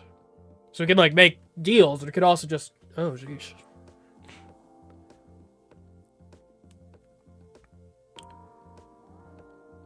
You're a xenophile. In that case, okay. Let's offer you a captain's position. You attempt to arrange for private dialogue with Erliotti, but she won't return your calls? Great.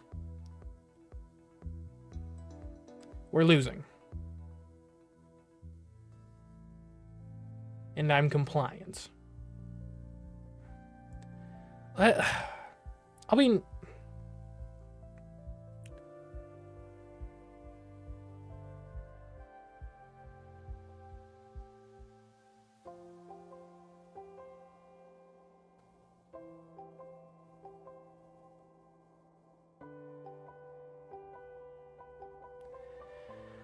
We'll relax at the pool.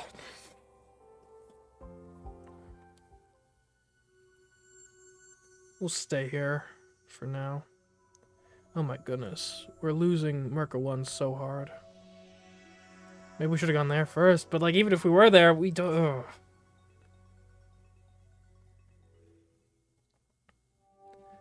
You're hurrying through the halls, late for a meeting when... Rounding a corner, you see a servant directly in your path, his attention focused on dusting a delicate platinum sculpture of birds in flight. Look out! It's too late to stop. You thumb into the servant's side, his arms fly up by instinct, trying to prevent himself from falling over, and jostles the sculpture, which tilts, falls, and crashes onto the floor, cracking a wing right off one of the birds. The servant stares at you in horror. We'll punish him. Didn't you hear me to tell you to get out of the way? Now look what you've done. This is coming out of your salary. I'm putting you on report. You shove the servant aside and continue on your way. You have things to do. Okay, let's get some amount of empathy so I can actually know if people like me or not.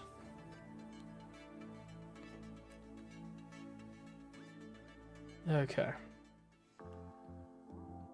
I don't suppose I can visit him. I can't. Let's investigate the history of Tutelist. You dig into the background of Tutelist, Elector of Mao Prime. He's considered something of a young firecracker. He only just became an elector, and not through inheritance. The previous elector for the region died without a direct heir and left the succession up to society's vote. Tutelist won through charisma, campaigning, and high youth turnout. However, he also made a number of claims in his campaign that don't hold up to scrutiny. He dropped out of the school he claimed to attend, only briefly volunteered with the military rather than being recruited by them. And the business he started was only a childhood mint bag stand. As the adolescent, Tutelist was a thrill seeker who was repeatedly in minor trouble with the law.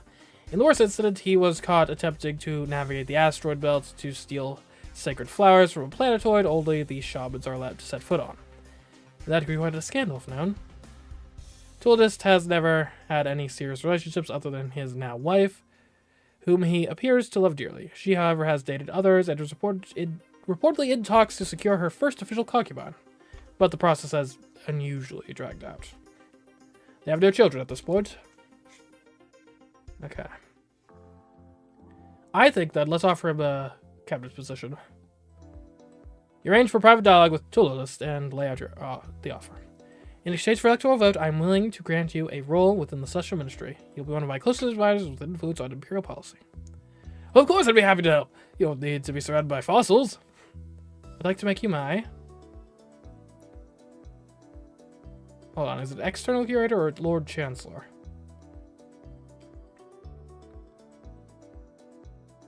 He's got to be the external curator. That's diplomacy, right? Oh! Actually, I'm not sure I'm qualified for that. Your research did suggest that many of his accomplishments were exaggerated at best. Could I just be a background advisor for general advice instead of being an expert on a specific subject? There's no place for that in the cabinet. Everyone has a specific role. Oh, well, maybe I don't fit there. I guess it's designed for fossils. You sense that he probably has positive feelings about you. Okay. I mean, we tried.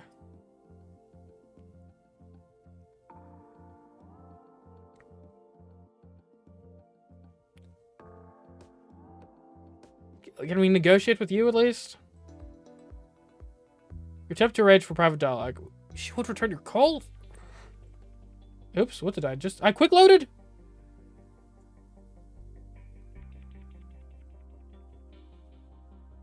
Why is that button right there? Okay, hold on. Where were we? It's gotta be quick saves, right? Or auto saves? Auto saves. Turn 12. Okay.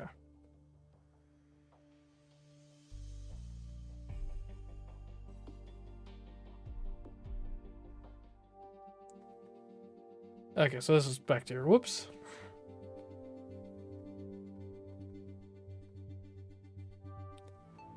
We'll do the same thing as before, empathy.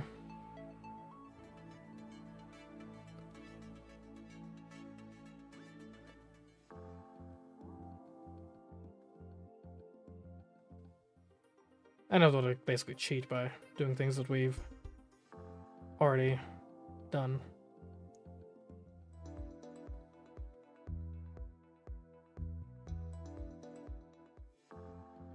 Alright, Araldi.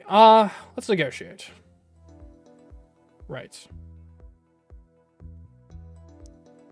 Muriel? Okay.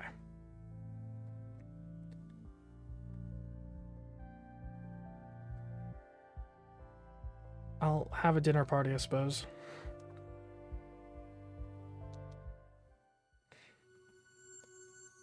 I guess there's nothing really else to do here. The deep space. Here behind us, some gifts have been sent to you in honor of your approaching birthstar. More are likely to arrive in the coming turns. The Vestark presents you with an assortment of pleasant trifles from various primaciers and castles around the Empire. These gifts are not a show of political support, only a matter of politeness. Whatever comes in the election, you are the last Emperor's daughter. The most highly ranked nobles in the Empire, they are obligated to show you respect. Send the usual letters of appreciation. There are also some more unusual items. This is, for example, delivered on behalf of the Uzga. The Uzga, a species commonly referred to as the spindly walkers because of the log-legged exoskeletons that they use to move around. Their natural bodies are small, round, and squishy, with short tentacles that can barely drag their bulk over the ground. You don't know much else about them. Perhaps show no sign of explosives or other obvious dangers, but they are not certain what it is meant to be. The object appears to be a large sphere of glass or clear crystal, which is hollow, containing mostly air and a small pile of metallic-looking flakes. You rotate the sphere and the flakes fall to the new bottom, but with an oddly chaotic motion, almost as if they were squirming. Once they fall into place, however, they are still. It must be hard, but it doesn't look attractive or even interesting to you. We'll put it in the vaults. It may be valuable, but I have no use for it. Put it in the vaults with the other gifts. Very well. There's much more momentous gifts on offer from the Grib, if gift is the correct description. The Grib are the most alien of all the Celestial Empire's neighbors, resembling nothing so much as enormous ugly mushrooms. You find them unsettling. In honor of the Celestial Empire's change of leadership, in order to usher in a new age of cooperation and unity, the Grib proposed a joint colonization project. They wish to invite approximately 5,000 Imperial citizens to establish a self-governing settlement on one of their underdeveloped frontier worlds, which lies a few jumps away from Heru Prime. This is highly unusual. That's putting it mildly. Sovereign empires do not simply give away territory, even supposedly worthless territory. A trade in a tree, perhaps, but a gift? Okay. An unusual situation could mean a rare opportunity. Establishing a new colony would generally require the agreement of both the Emperor and the Comitia. Also, in the absence of an Emperor, it is not possible to appoint a new elector to represent the population. However, a provisional expedition is within your power to command. If you want to get a foothold in Grib's space before the election and reap any potential political benefits for yourself, you'll need to act quickly. Let's try to delay until after the election. We failed. Great. Explain to the Grib that we don't have the authority to make the decision right now, but we'll bring it up with the Comitia after the election. Very well. It's nice to have presents, but you do have studying to do. Indeed.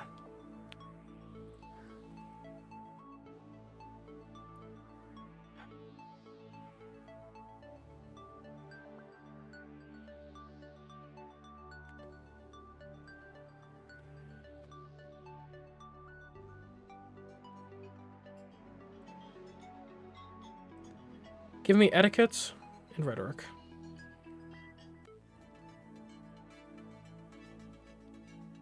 Love this game. Yeah, it's pretty good.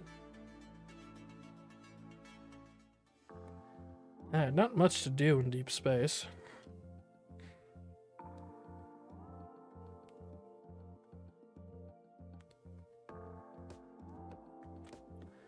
A report from Crudely, please. Good day to you, Imperial Princess Zorana. I have reports suggesting a possible threat to your life. Unpopular commanders are often taken down by their own military. Keep your distance from anyone bearing arms. Right. Oh. Oh, that's a cool system. Okay, stay away from people bearing arms. Gotcha. Okay. Let's investigate Reg's social network. Investigating the relationships of Reg, Elector of Tharkus Prime. Reg is allied with Zolat, Merca 1, and Sinapart, Drog. Redome, Hero 3, and Kadar, Hero 2 are enemies. So, like, for example, there's the Bold Dig, I think, is often a, oh, go be commanded, go check on the soldiers. We should not do that because we'll get assassinated. Good idea. Okay. We're going dancing. We need to dominate. You go out for some wild exertion in one of the palace ballrooms. And we'll be heading to Merca 2. And we're really not going to bother with anything here since the only elector has already pledged her support to someone else. Your Imperial Highness, we have an urgent matter to discuss. The Vestark draws your attention to a feed display showing a frozen image of a beautiful and richly dressed Hyrcan woman, one whom you immediately recognize. Oh, it's the concubine. That's the concubine who broke into my bedroom. I thought I ordered her locked up. She was imprisoned and interrogated, but since she carried no weapons and no actual treason could be proved, she was fined and flogged and eventually released. It was in your daily reports. Well, I didn't notice. The Vestark presses a button to resume the video playback. Emperor Dragosin, the wise and magnificent, has entered eternity, and he can never be replaced. We did not only lose an emperor, we lost our future, and I lost more than anyone. That's right, she was under the illusion that your father intended to marry her. No one else could be the leader, the visionary that my Dragosin was. No unprepared child can take on that responsibility. Is she throwing her hat in the ring? Rude. To honor our beloved emperor, the next to hold the throne should be his child, but purely as a figurehead and a symbol of our history, with the true ruling power falling to the Imperial Committee.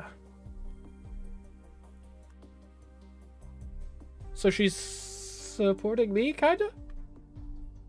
The camera zooms out slightly, revealing that Esmarai is standing next to a Mercan woman who holds an infant in her arms.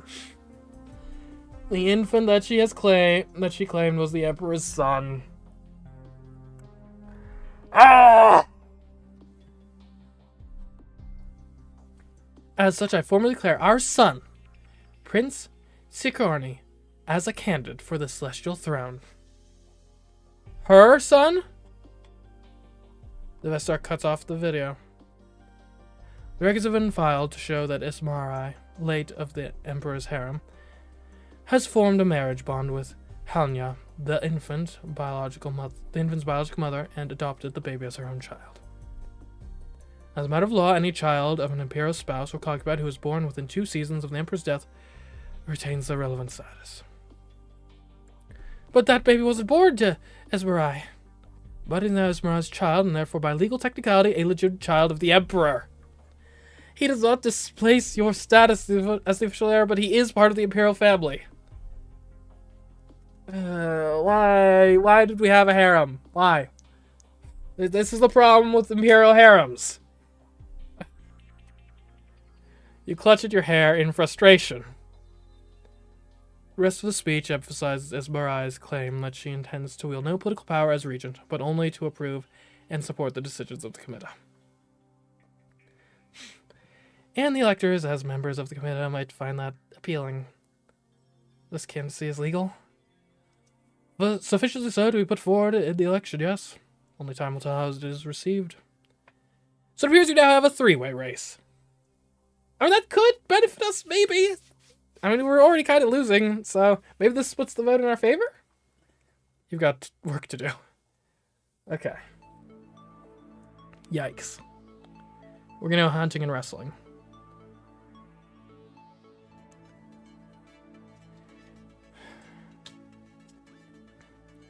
Sure, we'll get the domination outfit.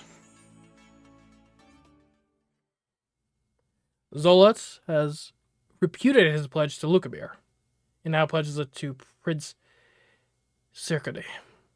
Ooh, see? Lukamir's been weakened. In the early days of American space exploration, before the Celestial Star Empire was born, the first colony outside the Twin Worlds was built on Sinja, rocky moon of the untouchable gas giant Cure. It represented not only an exotic mineral resource, but also a gateway to the larger universe.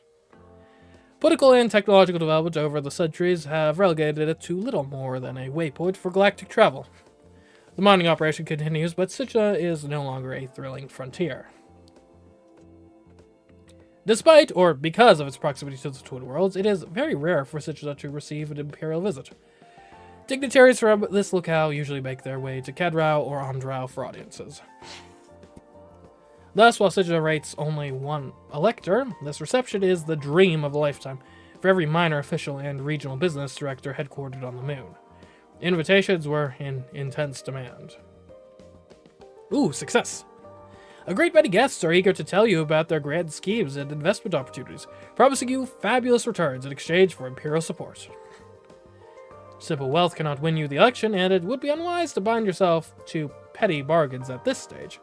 But it is easy enough to feign interest and ask some salient questions before moving on.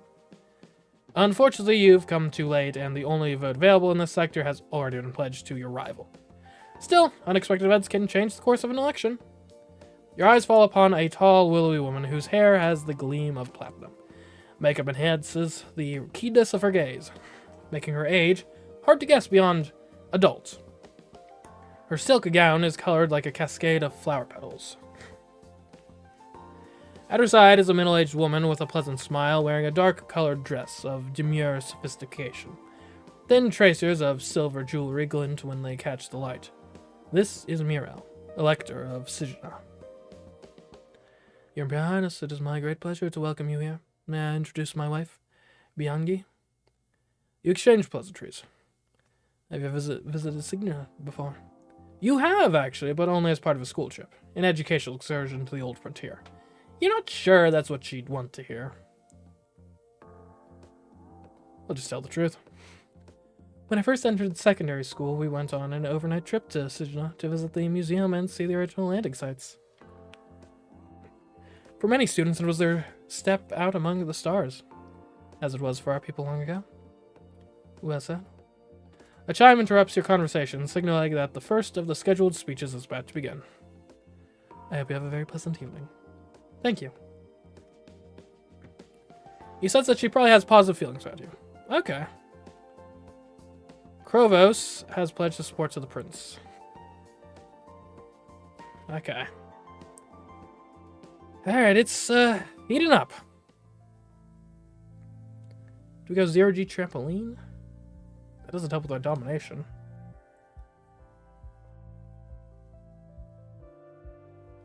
I wish I could just stay excited.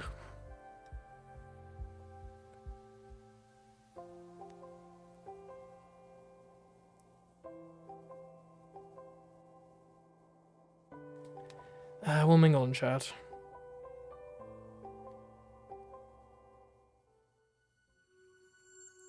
Alright, we won't bother spending extra time here. Let's head to Merca 1. See if we can salvage something here.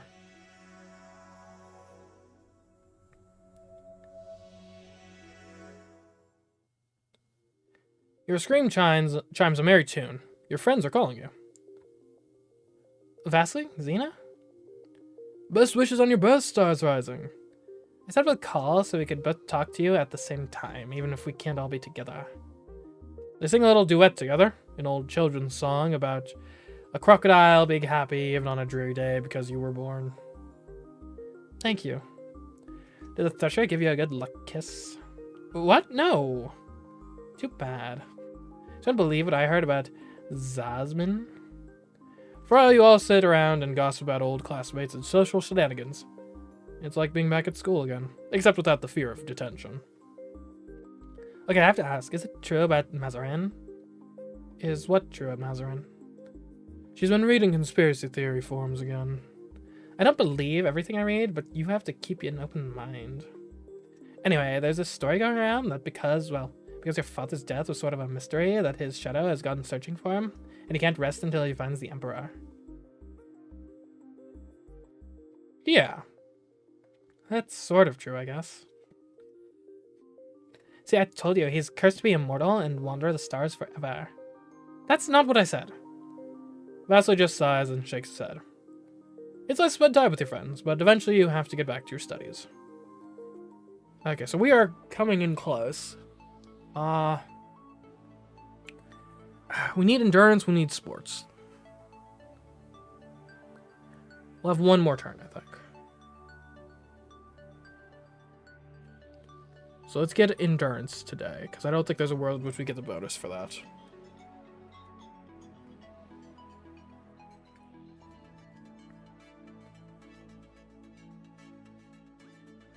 Okay. We're practiced. There is a sound at the door. Come in. The Vestarch enters carrying a white box. Your Highness, I am tasked on behalf of your father, with bringing you this gift. You ordered it in advance so that it would be ready for you today. Oh. Would be another message of disappointment? Another upsetting video? You open the box to reveal a pair of gleaming silver shoes, covered over with intricate designs. They're beautiful. Stronger than they look. Perhaps your father didn't totally dismiss you after all. Merca Prime, the Twin Worlds. Kedrau and Ondrau, the heart of the Celestial Empire. Your home. In many ways, your childhood felt like an exile. You were raised on a small Kedrau estate in the care of your Juna. While your brother was heir, you were never called on to attend your illustrious father in the Heavenly Palace. You were the second string child. Unnecessary. Out of sight. And yet you were an Imperial Princess attending school with other children of wealth and power. Ever trusted you received invitations to anything from ritual sacrifices to operatic competitions. This cliff-topped castle is nothing new. You have walked these halls before, and you know what shoes to wear. Tonight you are the guest of honor. Every person of rank in the Twin Worlds is lined up to greet you, and offer you their sympathies, their respect, and a ceremonial gift. There's no time for anything more, not with so many waiting for even a moment of your attention. It is, of course, the 6 local electors who are uppermost in your mind. 3 from Kedrau, and 3 from Ondrau. This single sector is the pivot for the balance of power in the Celestial Empire. However, you cannot seek them out. You must wait for the queue to proceed as tradition demands. The protocol is a relief. It means you don't have to make any decisions about who to talk to first, and therefore risk offending one or another of the electors. Everyone will come to you in time. The primacies of the Twin Worlds take precedence, followed by the Kefales. They bow, they kiss the air above your hand. They present you with an array of identical platinum coins stamped in your father's image. It is some time before the first of the electors reaches the head of the queue. Zolot of Kedrau. You recognize him easily. He dresses for that effect, but you have never known him well. Too old to have been your friend, too young to have been a schoolmate's parent, Zolot's first husband has passed into eternity.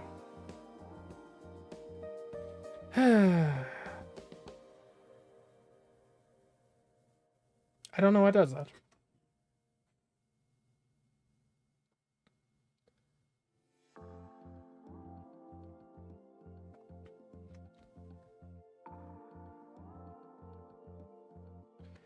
Are we back yet?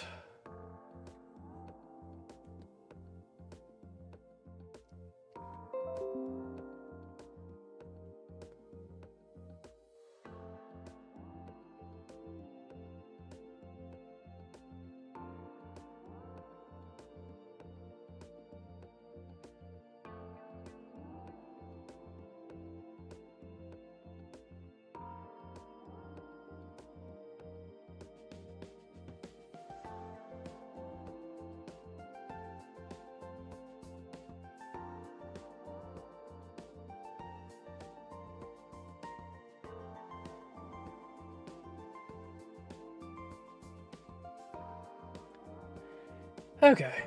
I don't know why. For some reason, my computer just keeps randomly disconnecting these for like a second. We're back, though. We're back. And as Zolot of Kedrau, you recognize him easily. He dresses for that effect, but you have never known him well. Too old to have been your friend, too young to have been a schoolmate's parent, Zolot's first husband has passed into eternity. He's here alone. He also had some kind of connection to Esmerai, the one from your father's harem, who tried to murder you in your sleep. There's no proof he was involved in any way, but he did know her. Do we throw him out? He's already voting against me anyways.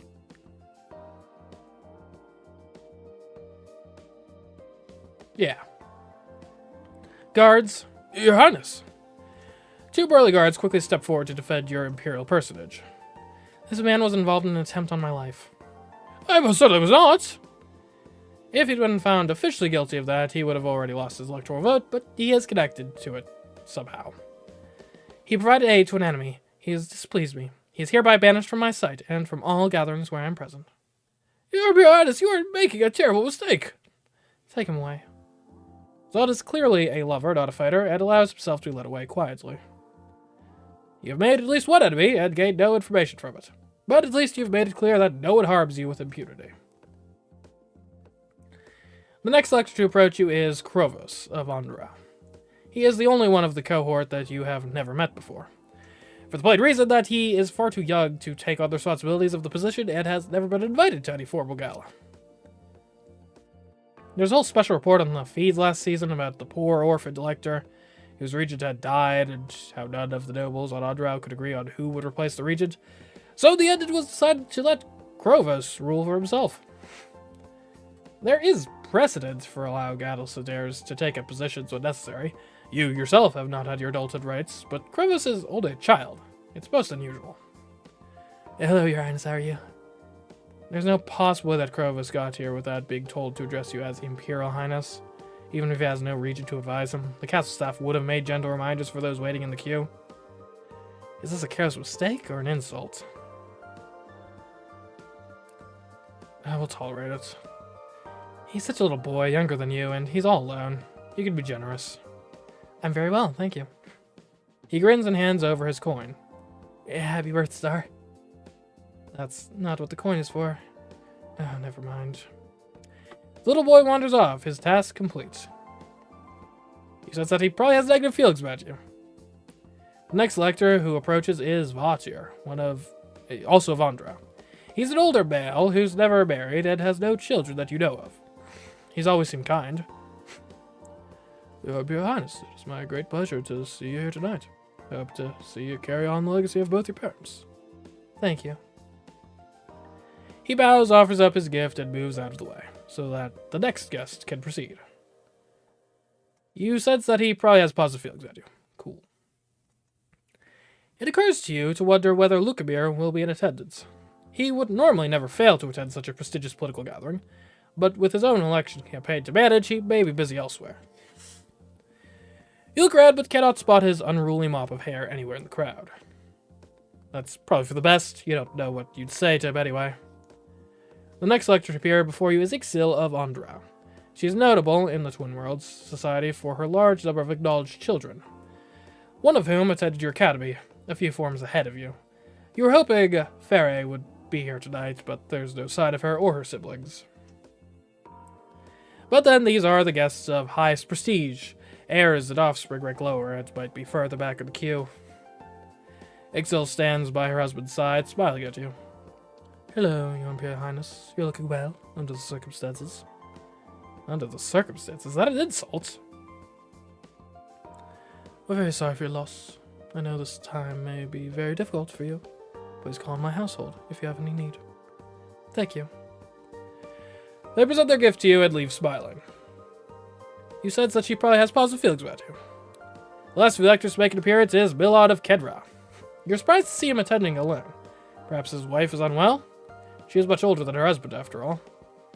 Equally unusual, Milad appears to be entirely sober, which is not his typical demeanor at a social gathering. Perhaps this is a show of respect. Your Imperial Highness. He thumps a fist into his chest. Glory to your line. You nod in acknowledgement, and he hands over his ceremonial coin. Until another meeting. He marches away with purposeful motion, his back straight. You sense that he is hostile towards you. That is the last of the electors, but certainly not the last of the guests. A long evening stretches ahead of you. Of course, there is one more vote to be cast within this sector. However, its holder is not the sort of person who can be expected to wait in line to pay her respects to you. If you wish for an audience with the High Pontifex, you will have to approach her as a supplicant. For now, you must raise your chin and look regal. Alright, let's go dancing. You got for some wild exertion in one of the palace ballrooms. We'll be staying in Merca 1. Trying to salvage the situation here, to some extent. Good morning, Your Imperial Highness. Another gift has arrived for you, however, there are concerns. This gift has been sent from Crystal Nova. Oh, your family. What is it? The Vestarch brings out a wooden box made up of many separate pieces connected in strange shapes. You can't really see how to open it. What's inside? Nothing as far as our scans can tell. This is a puzzle box, a challenge for the mind. The act of fighting away inside is itself the gift, though it can be used to store trinkets. I recommend destroying the box. This gift, by its nature, is not fully understood. It could contain hidden dangers. Can you trust such a gift? Do you even want a gift from your Novan relatives? I'll solve it. A puzzle could be interesting. I'll take it back to my room. You can work on solving it when you're not busy with classes. You'll need a good eye and a knack for opening mechanisms, or else a friend who's very good at puzzles. Alright, domination. Sports. Double up. I'll be amazing.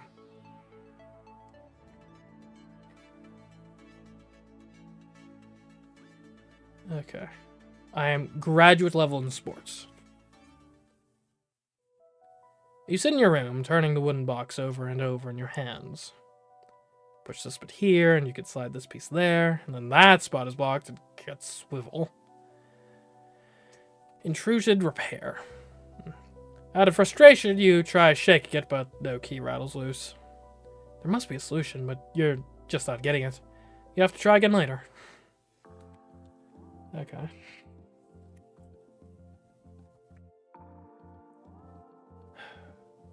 So who is not... Vater is not voting against me. Lovely. Vater, congratulations. You are getting a cabinet position. You arrange for private dialogue with Vater and laid out your offer. In exchange for your electoral vote, I'm willing to grant you a role within the Celestial Ministry. You'll be one of my closest advisors with an influence on Imperial policy. I'd be very happy to give you advice on many subjects, Your Imperial Highness. You have a particular role.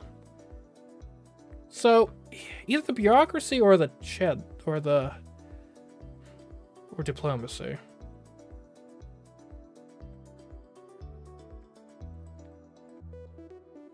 We'll go for external curator. Yes, I'd be happy to serve you this position. I'll make preparations so that I can be available whenever you have need of me. Thank you. Okay.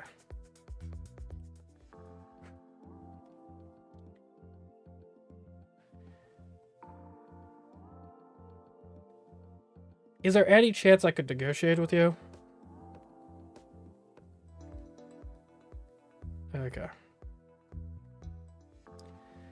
Yeah, that's gonna be the case for all of them that are explicitly voting against me. Alright, let's go over here. Will request an audience.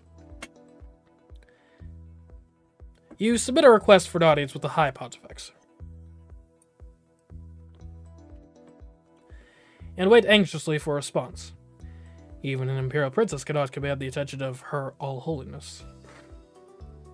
At last you're granted permission to travel to the surface of Kenrau and enter the Basilica of Shadows. You are guided to a small chamber where you wait for your private audience. A pair of aides open a door and lower their eyes as the priestess enters, then step away without speaking. As High Pontifex Ethaxe is not dedicated to the service of a single deity, but presides over the Mercan faith in general, she may officiate or instruct at any temple, if she chooses. That is why her title is Her All-Holiness. Not Her Some Holiness. We'll kneel. You gracefully sink to one knee, acknowledging her authority. Strength be with you. And also with you. I've come here to humbly request your support and blessing for me to succeed my father to the Celestial Throne, as was his wish.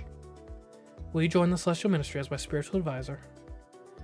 You reach for a crown of stars with the blood and the soul of the Mercan people. lie here upon the stones.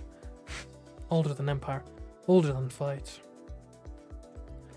Half your blood is foreign, but you were raised and educated here in Kedrow, correct? Yes, at the Inchika Academy? But where is your faith? Where is your soul? Do you offer your tears to Gamajam for wisdom, or do you dance for your mother's good lady? You, don't know all the names of the noted goddesses, or which of them might be titled the good lady. Your mother certainly never passed any faith on to you. You're raised in the Merkin faith and made all the proper offerings, but you can't really be described as devout. Religion has never been a major priority for you, and you don't spend much time thinking about it. Still, it's all you know. I'm a Merkin, not a Novan. The High Pontifex takes hold of your chin and stares deeply into your eyes. Your faith is shallow, weak, and tested. Ethexe takes a step back, regarding you impassively.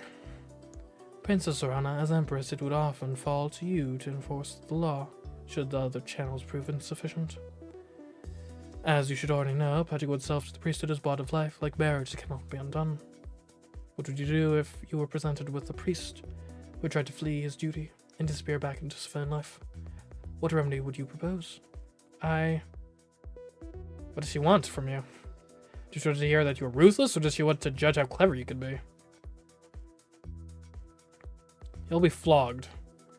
The priest has offered the gods and offended the gods must be paid blood. They should be flogged in the temple as punishment. So if they break a lifetime vow, they face a punishment, and then the matter is forgotten. Not forgotten, but I don't know. Interesting. She falls inside contemplation. You are young and your path is uncertain. You must seek a sign of favor from the gods. How do I do that? I'll give you a dispensation to enter into a ritual starfall match. We'll see which direction fortune's blades will slice. Starfall is a popular sport among Merkins, but quite rough. Star-tipped javelins are thrown from player to player along the length of a field to reach the goal. A player holding a spear may not run, but must quickly sight and throw the star to a teammate. There is an exception. Any player who is pierced by the falling star is allowed to run with the spear still driven into their body. Striking one of your teammates in this way also scores an immediate point, even if the blow turns out to be fatal. Professional Starfall players are highly paid and have legions of screaming followers, but they all know that every match might be their last. Still, the professional teams are well trained, and the coaches don't want to lose their most popular draws. So most players will protect themselves and run for medical attention if needed. There aren't that many deaths, just scars. The sport is also played religiously for divination purposes, and there the injury rate is even higher. Your academy puts you all on the field once or twice as part of your regular exercise routine, but with the star replaced by a puffball and so many safety regulations that it's not even close, not even nose is broken, that's no preparation for a serious match. You've watched many matches and have a decent idea of how the basic strategies play out at least. Test your fate and then return to me. Thank you, your all holiness. It's a dangerous task, but the support of the High Pontifex could be very influential among Merkin nobles. How badly do you want it? Negative feelings, great.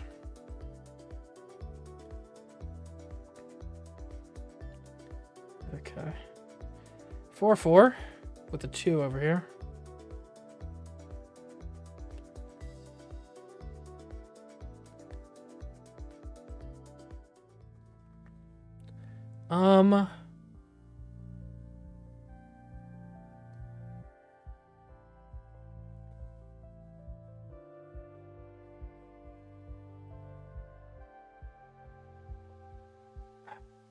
Where are we going with this?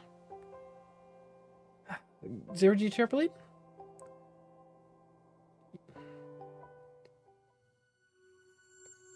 We'll stay here.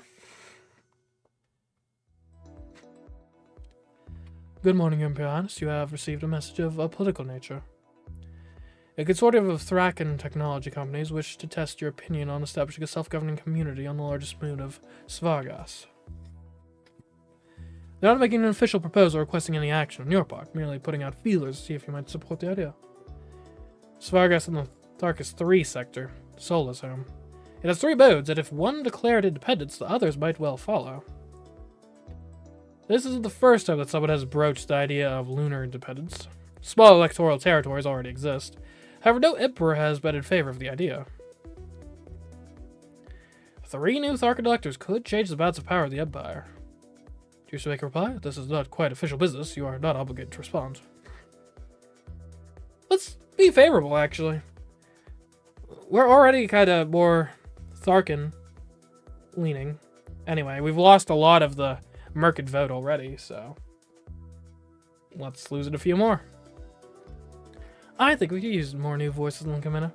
Not making any promises, but suggest that I'm interested in exploring the idea. Very well. Okay. Give me endurance, give me sports. That ought to do it, I hope. I think we only get 1 shot at this one. We have graduate level endurance and more endurance in sports. You try again to make sense of the wooden puzzle box. You hold it to your ear and rap on it with your knuckles, listening for hollow spots. You scratch your nails gently over the surface of the wood, checking for hidden seams.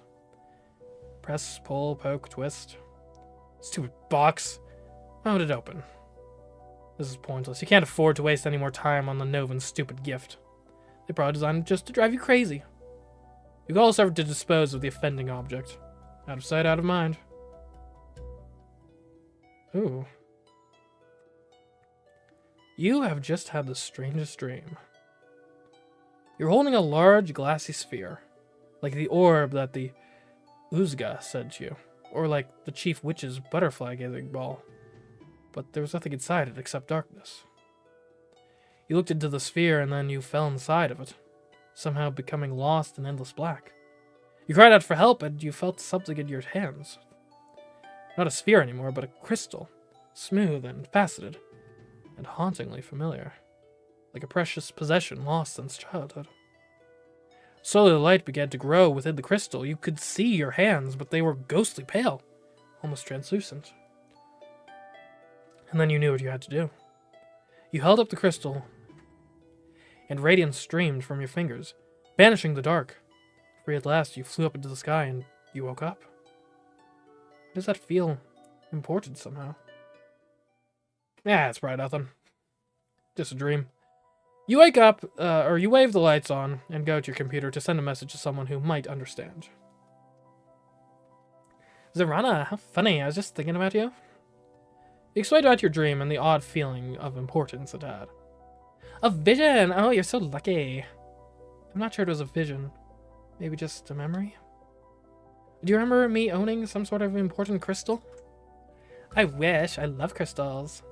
Maybe your dream was about being Crystal Novan? Maybe it's a sign that you should investigate your heritage more. Xena always wants you to learn more about other galactic cultures, especially Crystal Nova. Or maybe it was a more spiritual kind of dream? You will find your hidden strength if you venture alone into the dark night of the soul? How would I do that? I don't know, it's your soul journey. You'd have to do it yourself. Trapped alone in terror and suffering until your wings unfurl and you gain the power to destroy the world. Right. She has very strange ideas sometimes. Well, thank you for your help. Call me anytime. I'm always happy to talk about your dreams. It probably was just a dream.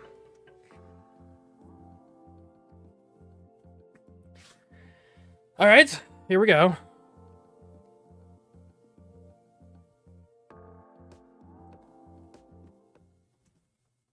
Starfall matches are held regularly. You have Her All Holiness's dispensation, but you'll still need to call ahead and make several arrangements. You'll only be able to attempt this once. This sport is dangerous, and a ritual match even more so. The temple players don't wear helmets. If you're struck in the head, you could be killed instantly. I'm an expert. However, you believe that your skills are sufficient to see you safely through. Are you sure you're ready to do this? Let's play.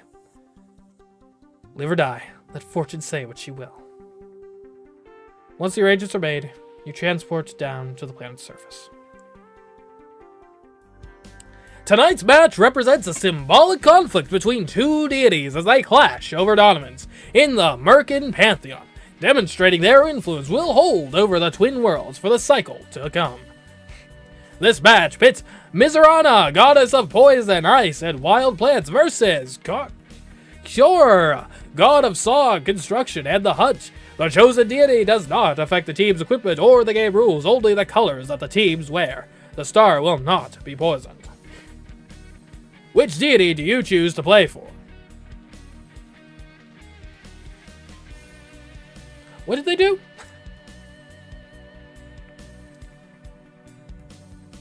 Poison, ice, and wild plants, or song, construction, and the hunt.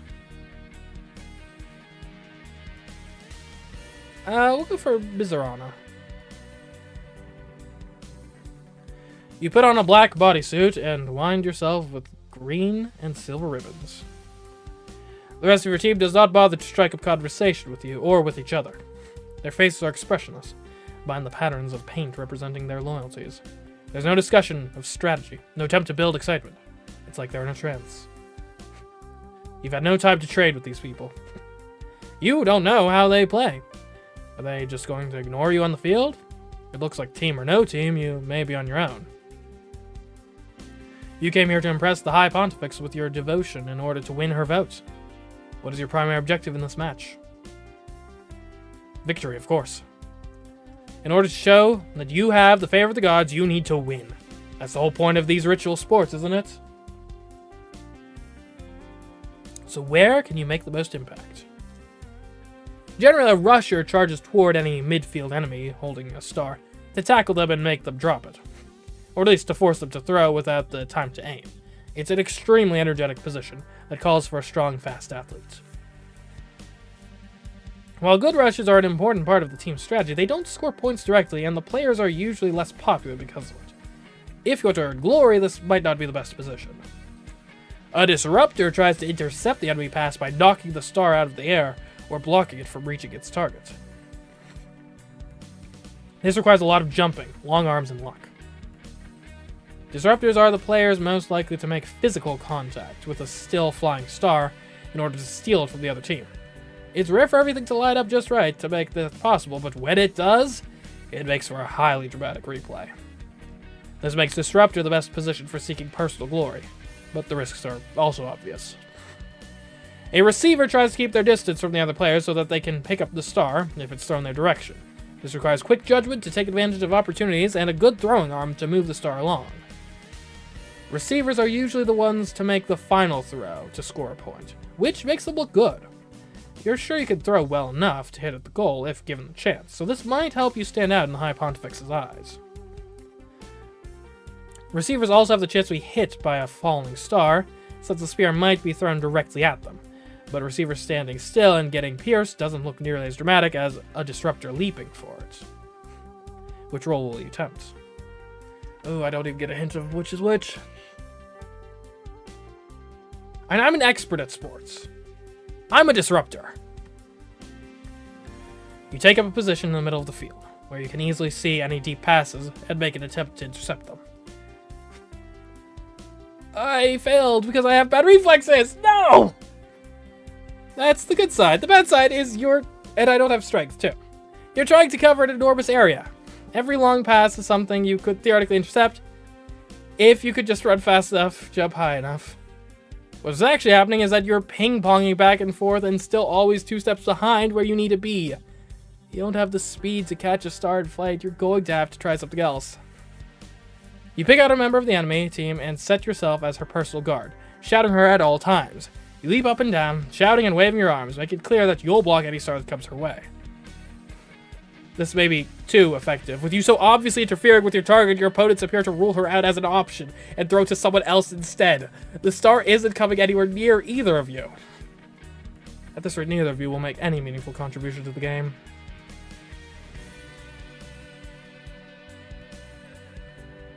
I mean, at least I'm taking out a potential receiver.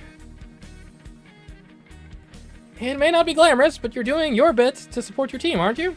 You've taken one of the enemy players completely out of the game. You keep up the good fight, dancing around your opponent and ruining all of her attempts at being involved with the play. Unfortunately, your team still loses in the end. You'll need to arrange another meeting with the High Pontifex in order to find out what she thinks of your performance. After all that training. Well then. You submit a request for an audience with the High Pontifex. At last you are granted permission to travel to the surface of Kedrao and enter the Basilica of Shadows. You're guided to a small chamber where you wait for your private audience. The wait feels longer this time. You can hear a faint rhythmic tapping sound somewhere in the walls. It's very quiet, but with nothing else to concentrate on, it's relentless. At last, Her All Holiness is ushered inside by a silent priest. Strength be with you. And also with you. I've considered your petition and your actions. These are uncertain times, Princess Zorana. Lies and selfish machinations have set the pendulum in motion, and none can predict the pattern it will trace. The shadow of war hangs in the palace. The gods speak in veiled warnings. I do not know if they wish me to redeem you or to defeat you. Defeat me? I will wait and watch. I will not give you my support. Urgh! Do not contact me again until after the election. If you are successful, I will grant you my counsel. That's not very helpful right now. Thank you, Your All Holiness. What else is there to say?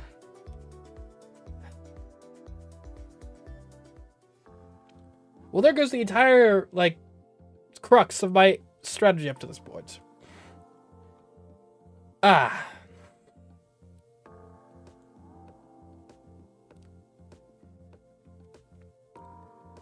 Let's look into security alerts. Good day to your Imperial Princess Zorana. We have reports suggesting multiple threats against your life. You should avoid any potential hazardous situations that might be exploited. Anyone you know might be an enemy. Okay.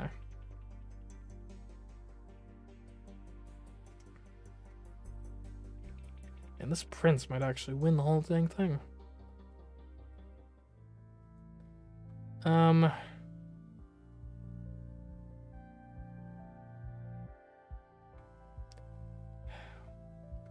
Let's get back to the training gear. Probably more generally applicable.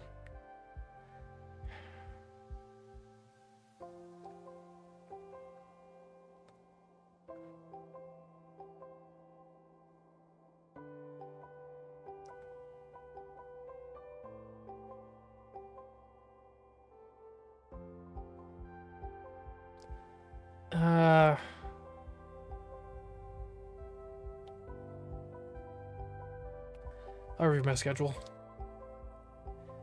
Okay.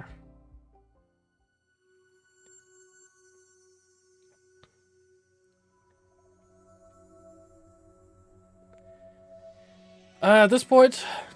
Oh, there's the fleet. I wish I could catch up to them. Okay, we've got to go to deep space. We'll head to Drog, and then from there, probably the Harry system.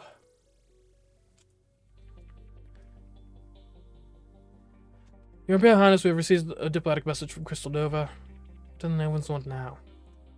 They claim to have captured an Imperial intelligence agent carrying out espionage in their territory and demand that you come in person to the border to negotiate an exchange. Problem is that's not one of our agents. She taps her screen. The individual is a common Imperial citizen doing business on Crystal Nova. He's not an agent. He's not even an informant. He has no classified value.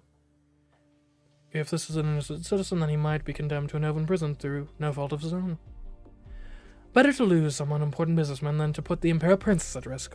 Why do you think they're insisting on her personal presence? It must be a trap. The Novans have designated a neutral sector just outside of Imperial space to make the exchange. If you wish to negotiate, you will need to be at that location by turn 22. It is, of course, your decision. And right now you have other decisions to make. Okay.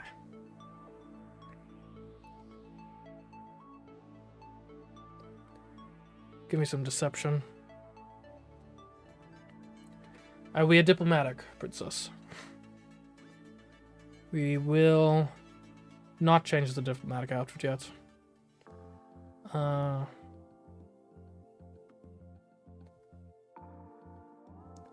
What is your social network, Walter?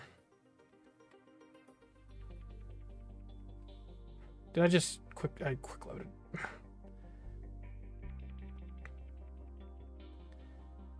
Files.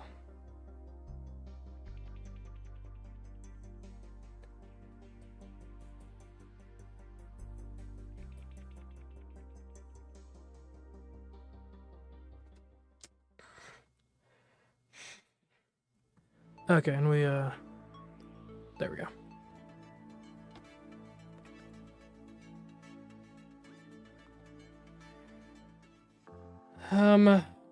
Water, what's your social network? I had with Ixel and Miral and Rippling Eternity. What about Ozara? Hurliots, Letgo, Jade, and Eve. Vada and Sola are enemies. Okay. Albarad has pledged to Lukabir.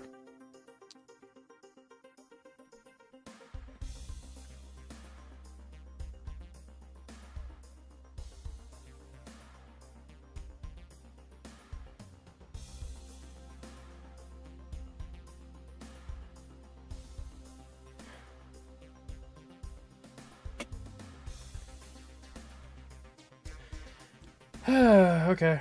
We should be back. Don't know why the Ethernet keeps dropping. It's, pretty bad. Pretty bad. It should improve? I don't know. I think to fix it fully, I would need to, like, reboot, and I don't have the time for that right now, so... we carry on?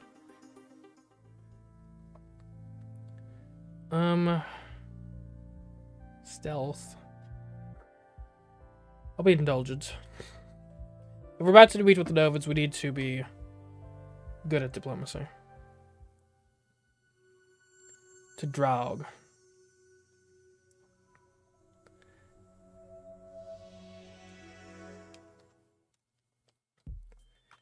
For once, nothing urgent has summoned you from your bed.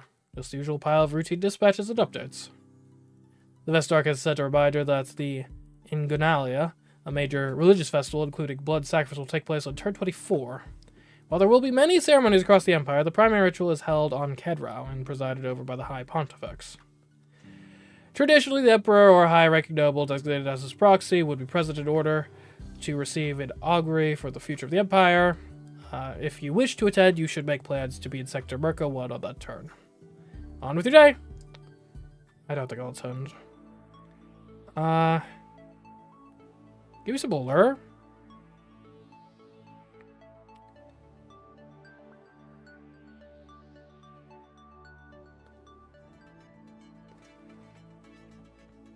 That seems generally positive. The drug system was first discovered early in the history of the Celestial Star Empire, but contained no world suitable for colonization. It is a wasteland of broken rock asteroids and planetoids tumbling chaotically around a dimly guttering star. Hidden among those rocks are signs which speak of disasters which predate the Mercan race. For that reason, the system is primarily of interest to scholars and mystics. The permanent population of the Draug system mostly dwell within two large space stations, Death's Wings, a Mercan holding, and the Imponderable, under the control of the Mao. Your guests include the two station electors, of course, but also the region's preeminent scientists, ranking officials, and military leaders. Draug may be an insignificant system, but the Empire does not intend to lose it. You spot one of the electors nearby. With a final sip, you discard your drink, steeling your nerves, and prepare to meet your guests. Suddenly, your path is blocked by a young Mira woman with an intricate hairstyle. She clutches a stack of paper printouts. Unusual. Your Princess, it is a great honor for you to visit us at this auspicious time. If I could have your mode of your attention, my name is Sophiscu, and I have recently uncovered a carving which may influence the Empire's entire course of history. She holds up her stack of papers, and you realize that if you don't do something, she will continue talking for the entire length of the reception. Ooh, we got quite the options. Director to the Law, Culture, Read It Later, Terrifier, or Loser of the Crowd, or Call the Cards.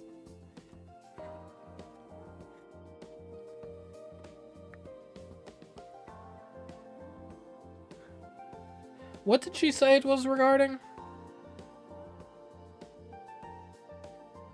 History? That'd be law, right? We'll direct you to the Legate of the Law. Yes, thank you. Please direct your reports by expert advisor, the Legate of Law, who will give you them all due contemplation. The woman looks slightly disappointed, but cannot argue. Ministerial attention is probably more than she deserves. You locate the nearest elector and proceed with your rounds. Greetings, Your Imperial Highness. I am Stoyan, Regent Elector of Death's Wings. Welcome to the Drog System. He is an adult merchant male dressed in well-tailored clothes of fine fabric, but very little decoration. His face and voice seem almost emotionless as he speaks. Regent Elector? Our chosen is as of yet too young to assume the responsibility herself. He beckons forward a small merchant child, half your height, wearing a full-skirted, frilly dress, as pale as her hair. Her features are hidden under a dark veil, but flashes of bone white peek out between the holes in the lace. Has she painted her face for war? Say hello to Princess Zorana, Ariel. You cannot tell whether or not she is making a face at you under there. She is an elector, even if not quite a voting one. It's a pleasure to meet you, Ariel. You tried to offer a welcoming smile. I'm in mourning. Oh, I'm sorry, have your parents recently crossed over? Stoyan did not introduce her as his daughter, after all. It was half a fifth ago, but Ariel is particularly devout. That is much of what led to her being chosen elector. You ought to be more devout. Why aren't you in mourning? Did your father, the Emperor, just enter eternity? Princess Zorana has many duties and must consider the needs of the Empire as a whole. She does not have the luxury of deep mourning. The tiny child lifts her chin proudly. I will pray for you. Well, thank you. I heard that the Emperor was engaged in some fascinating research at the time of his demise. I hope you intend to follow in his footsteps with better results, of course. Perhaps. Do you really have a pet silverhawk? Yes. She folds her thin arms and looks up at her regent. I want a pet. You already have a great many skeletons. You can't tell from his delivery whether those skeletons are former pets or current ones. Come now, let us have some punch and cookies. I suppose cookies would be acceptable. I'm sure we will speak again later, Your Imperial Highness. Of course. You watch the two of them leave together, the regent guiding his ward without touch. There's no sign of a spouse connected to Stoyan. Ariel, of course, is too young for a betrothal. You sense that he probably has negative feelings about you. After a moment to refresh yourself, you seek out the other elector. He is middle-aged, by Mao standards, with a thin frame and short, cropped fur. He is wrapped in clothing more decorative than Stoyan's, and he smiles widely at your approach. Your Imperial Highness, it is with the greatest of pleasure I introduce myself to you. I am Xenobot, Elector of the Imponderable.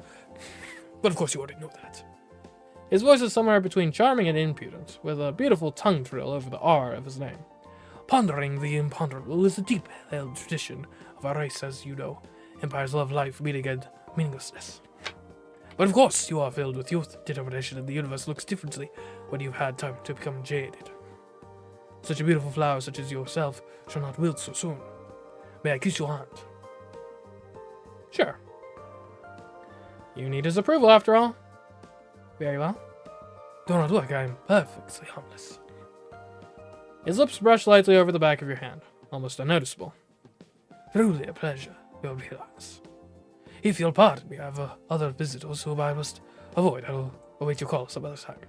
Right. A strange fellow. He isn't married, yet he did seem to take some interest in you. But can he be trusted?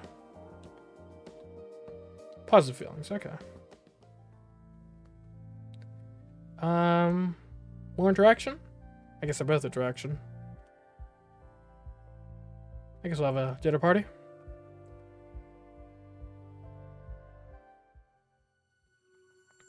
We will stay put.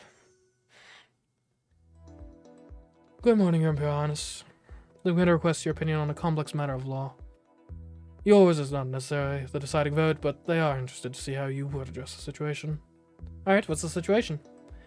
In regards to a question of inheritance, a Tharkan matriarch recently passed into eternity. She had 2 children, one by her second husband who precedes her, or predeceased her, and one by her concubine. She left no will. So her status in the majority of the estate is inherited by the child of the marriage, with the smaller shares for any surviving concubines and the other child.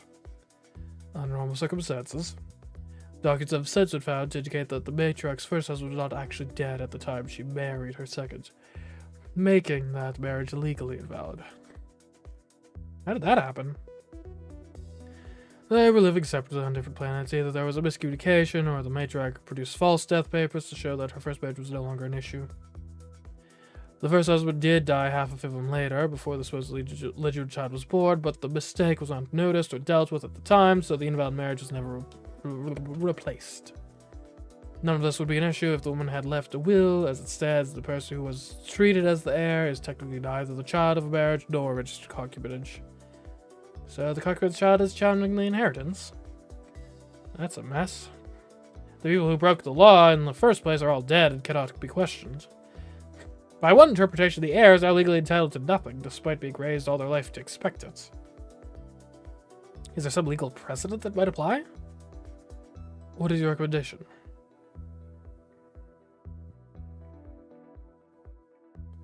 History plus economics. They get treated equally. There is a concept in contract law called severability, where even if part of a contract is invalid and struck down, the rest of the contract still stands. This woman intended to marry her second husband. She legally could not form a marriage bond with him, but she could have made him a concubine.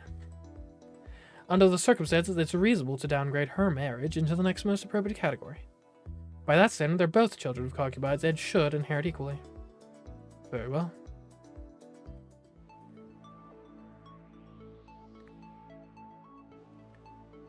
Give me rhetoric.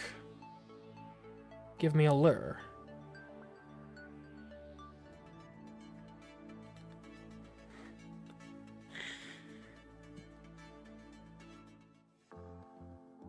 Okay, Stoyan. Congratulations, you are getting a cabinet position. You arrange for private dialogue with Stoyan and lay out your offer. In exchange for electoral vote, I'm willing to grant you a role within the Celestial Ministry. You'll be one of my closest advisors with influence on the Imperial policy. What position are you offering me? Science. An interesting offer. I'm very busy with our research here, but due to our help. However, the Empire would be benefited by expert guidance. Very well, accept. Okay, perfect. Sit apart.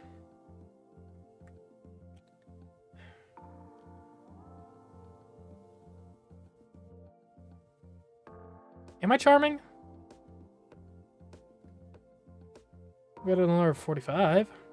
It's not terrible. We can't spend much time here. Let's charm him. You engage to depart in private conversation and attempt to charm him with your personal appeal. Success, okay. What a lovely ornament you are. You make for a very pleasant company. The student success. Let it, like, lock in his vote.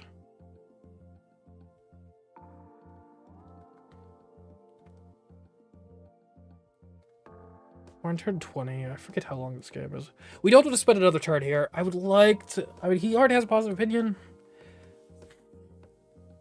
Let's lock it in. Propose an engagement. You arrange for a private conversation with Cinepart, where you can broach the possibility of a political alliance through marriage. Oh, this is a surprise! I would never have expected myself to be your choice at your age. How the plans do turn. Perhaps it's only fitting to end as I began, but on the other side.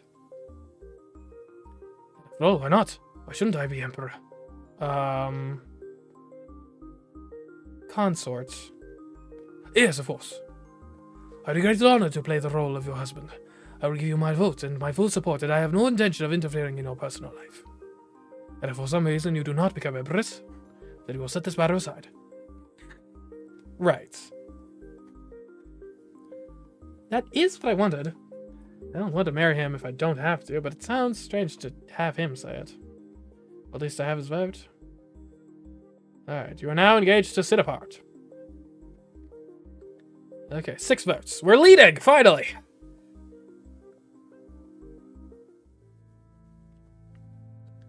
I don't think I would be excited.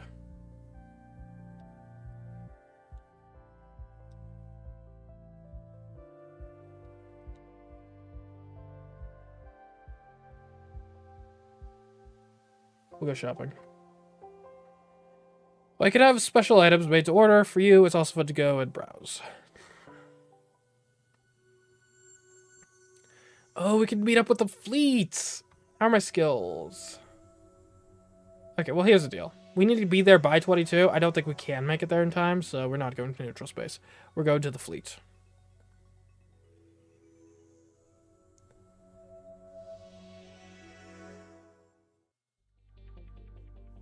Your Imperial Highness, the situation is developing rapidly in the Harrow 3 sector. A previously unknown disease has surfaced on Quatcham. The victims suffer intense fevers and pustulent lesions. It appears to affect individuals of multiple races. Sorry. We currently have no information on incubation periods, mortality rates, methods of transmission, or even the source of the ailment. The sector's economy is heavily dependent on tourism. News of an outbreak will damage many businesses and may cause unrest. However, travels in and out of the region might spread contagion. Disabling the sector's warp gate to enforce a strict quarantine will stop the disease from spreading, but also prevent medical teams from reaching the crisis. What is your priority?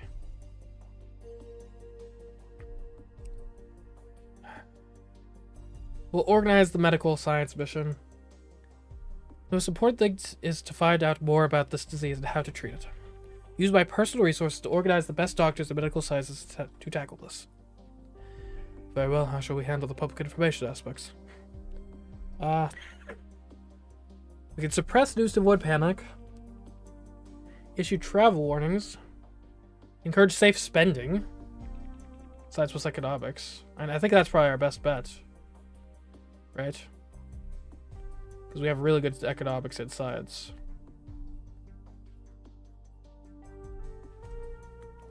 This could be a big problem for the sector, so we need additional advertising to encourage people to spend money without spreading disease.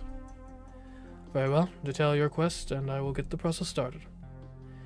An epidemic is a bad omen for the Empire, whatever way you look at it. This could do great damage to your reputation. Yeah.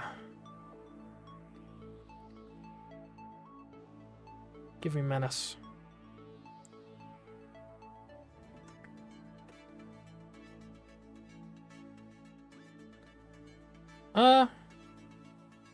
Sure. Motion.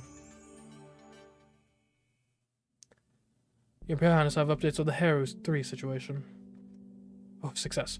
Your request for medical aid was received, and the first experts are arriving in the sector now to take samples and investigate the situation. Your financial incentives are encouraging citizens to stay in their homes and enjoy deliveries and solo entertainment. This should discourage dangerous mingling while keeping the economy active.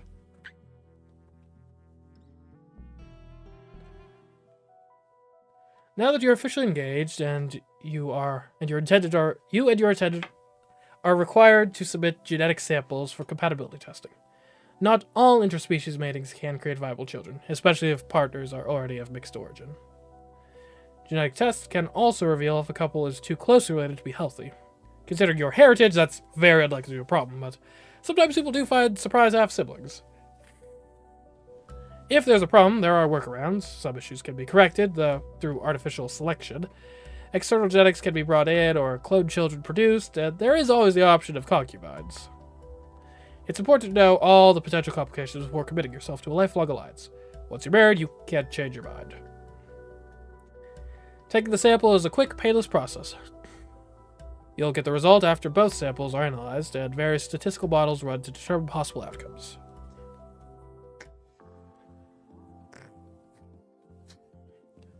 Sir Admiral Yako's flagship is present in this sector, if you wish to speak with him. Perfect. How are our skills looking?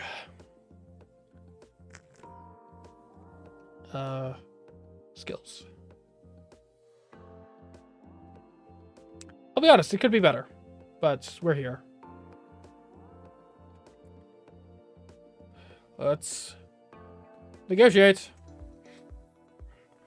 You're ready for a private conversation with Yaka. It is my intention to claim my father's throne. I am trying to assemble a team of advisors, the future Celestial Ministry, to guide me, and I would like for you to be part of that. Can I count on your support? Lass, you may be the daughter of the Emperor, but you're the sister of a traitor, and I have no way to know if you'll bend or break. You're too young to serve, and if you win this election now, you never will. Is there steel in your spine? Is there blood on your teeth? I survived an assassin. Assassins have tried to kill me already, and I haven't let them stop me. So you don't crumple, at least. I played Ritual Starfall. I participated in a Temple Starfall match and put my life in the hands of the gods. Did your side win? No. You're not afraid to try, at least. You hold your tongue. You've said enough. He contemplates your face. I say not myself, but the Emperor.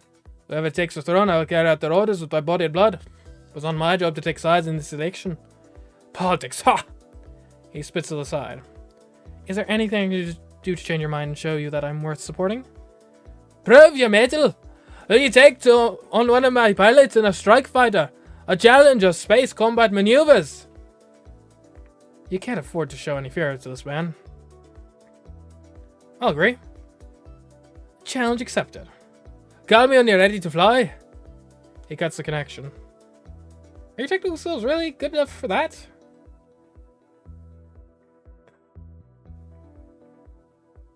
Probably not. But there's nothing else to do here, so... Can I just... Here we go! In order to win Star Admiral Yakao's approval, you will need to face his chosen pilot in space combat. Real space combat, not simulated. You'll be flying an actual strike fighter in the cold depths of space. If you're shot down, Imperial privilege won't give you the power to reverse the flow of time and walk away. Are you sure you want to do this?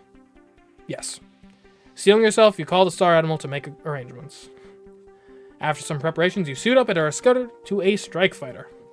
A quick and agile spaceship intended for a solo pilot to make daring runs against complex combat defenses. Like, say, another strike fighter. The cockpit is cramped and studded with metallic switches, very different from the comfortable flyers you're used to. The Star Admiral advises you to take some time for practice maneuvers before the combat begins. Once underway, you will each be targeting a large, brightly marked lump on the hull of the other fighter. Smash that open, and colored gases will erupt, signaling a kill and a victory. That's all well and good, but how likely is it that anyone can destroy a small target on a fighter without damaging it? Blow off the wings, crack the cockpit, set off a chain reaction at the edges.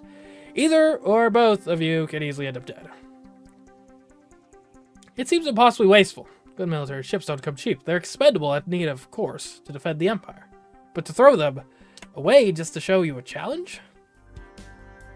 You familiarize yourself with the controls, trying to prepare yourself as much as possible, but when you first hear the warning sirens of an approaching enemy fighter, your heart bangs hard against your ribs. Disconnected again? What the...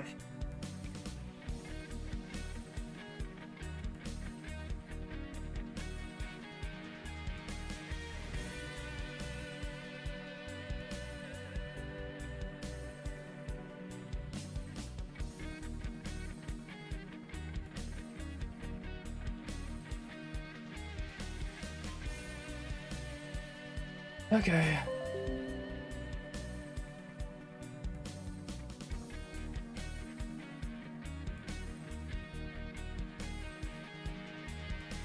Man, I hate my computer. Okay, here we go. It's combat time. Alright, success actually. Wow. Quickly, you set the ship into motion, staying still or even on a predictable course. It makes you an easy target. You've got to keep changing directions. Space combat isn't as simple as moves and counter moves. You're both moving all the time and trying to keep track of each other's relative positions and orientation as you roll, spin, and scissor. You can't spare much attention to manually aim your weapons while you're busy flying the ship. Without a gunner to assist you, your chances of hitting a target accurately are pretty much nil. What is your general strategy? Ramming speed? You can't possibly outshoot a trained star pilot. Your only option is to do something they never expect. Slam your ship directly into the other ship. You flip end over end, pointing your nose straight at the other fighter, and blast forward. Bang! No, that wasn't your ship colliding with the enemy vessel. In fact, your instruments report that they're still at a safe distance and now peeling off to return to base. You didn't see any weapons fire either, but your ship shook as if something had hit it. For some reason, your engines have shut down completely and won't respond to commands. You can faintly smell something burning. Oh no. Was there a bomb somewhere on your ship? Your screens light up with a message override. What do you think you're doing out there? No, late Consmark, I had no choice. No chance with your charge unless I changed the rules. Exactly how, Princess, would you have won if you had blasted yourself to smithereens? Well, what else was I supposed to do? It's clear that you're not prepared for the responsibility of managing an empire. Wait till you claim that fighter. He cuts off the connection. Well done. Okay.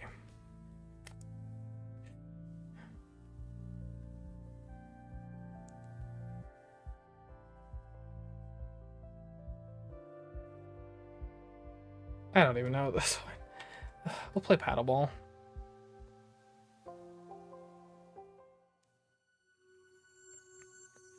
Well, so much for that. Alright, I guess we'll go try to get some votes at the Haru system.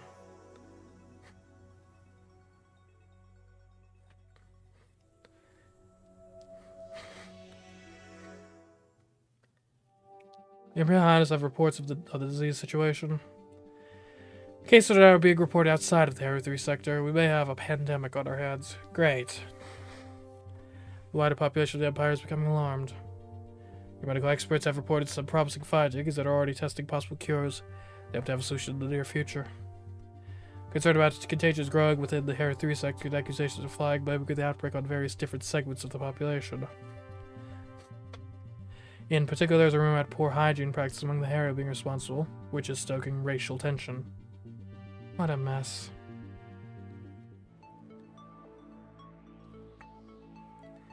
Give me some strength and reflexes so I can avoid getting assassinated.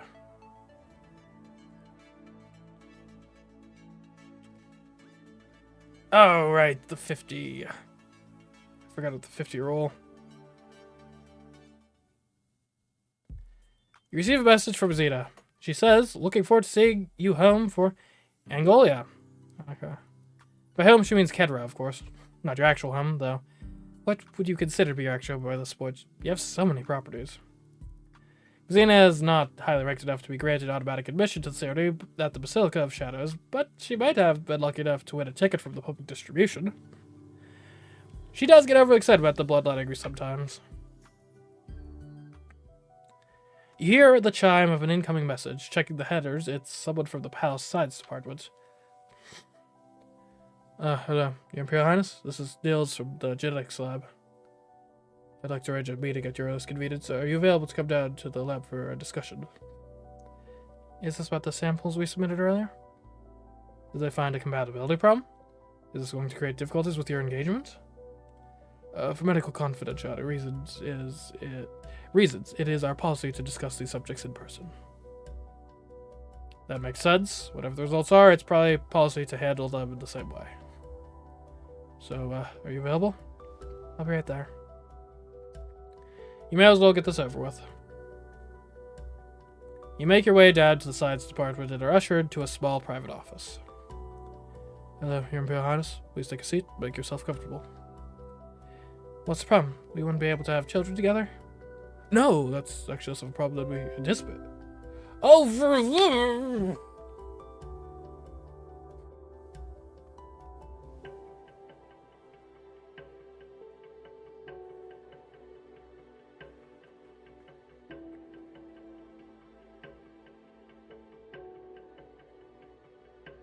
What is wrong with you?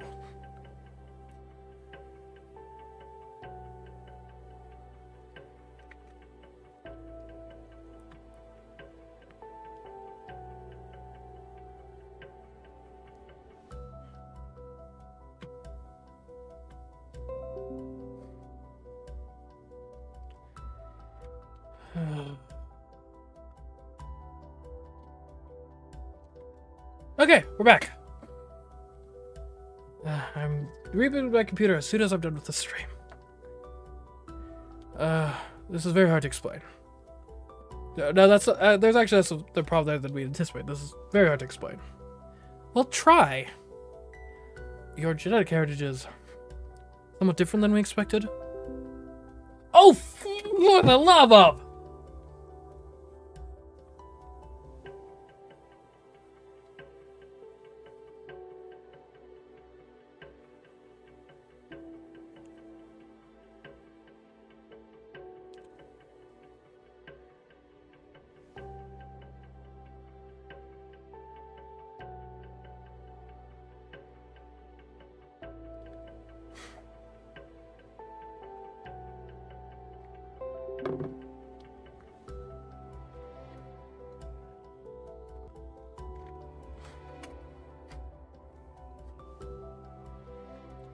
Okay, I've tried something. Maybe that'll help me get a more stable connection. Anyway, your genetic heritage is somewhat different than we expected. What, am I not Novan? In a flash, you remember the mysterious video footage. Your mother protesting that you were not her daughter. Did she know something you've never guessed? Am I not half Novan? You could say that. Actually, your genetic structure is close to 98% Novan. What? Wait, what? You look down at your hands. Your merkin gray hands. How is that possible? Look at me! Your appearance seems to have been carefully designed via inserted merkin genes limited to areas that control superficial visual features. Other than that, you are completely Novan. What? I can only speculate, Your Imperial Highness, but at a guess, I would imagine that you are perhaps a clone child of the late Empress Melania. 2% variance is below legal guidelines, but if the Emperor wished... Your head is spinning. You are your mother's clone? An illegal, genetically modified clone? It doesn't change your status as heir. The Emperor acknowledged you. He put you in this position. He is your father by law, even if not by blood. And even though he never raised you and you barely knew him, he made you, at least. He must have. You were his creature. Is this why his spirit would not answer your prayers on the blind eye?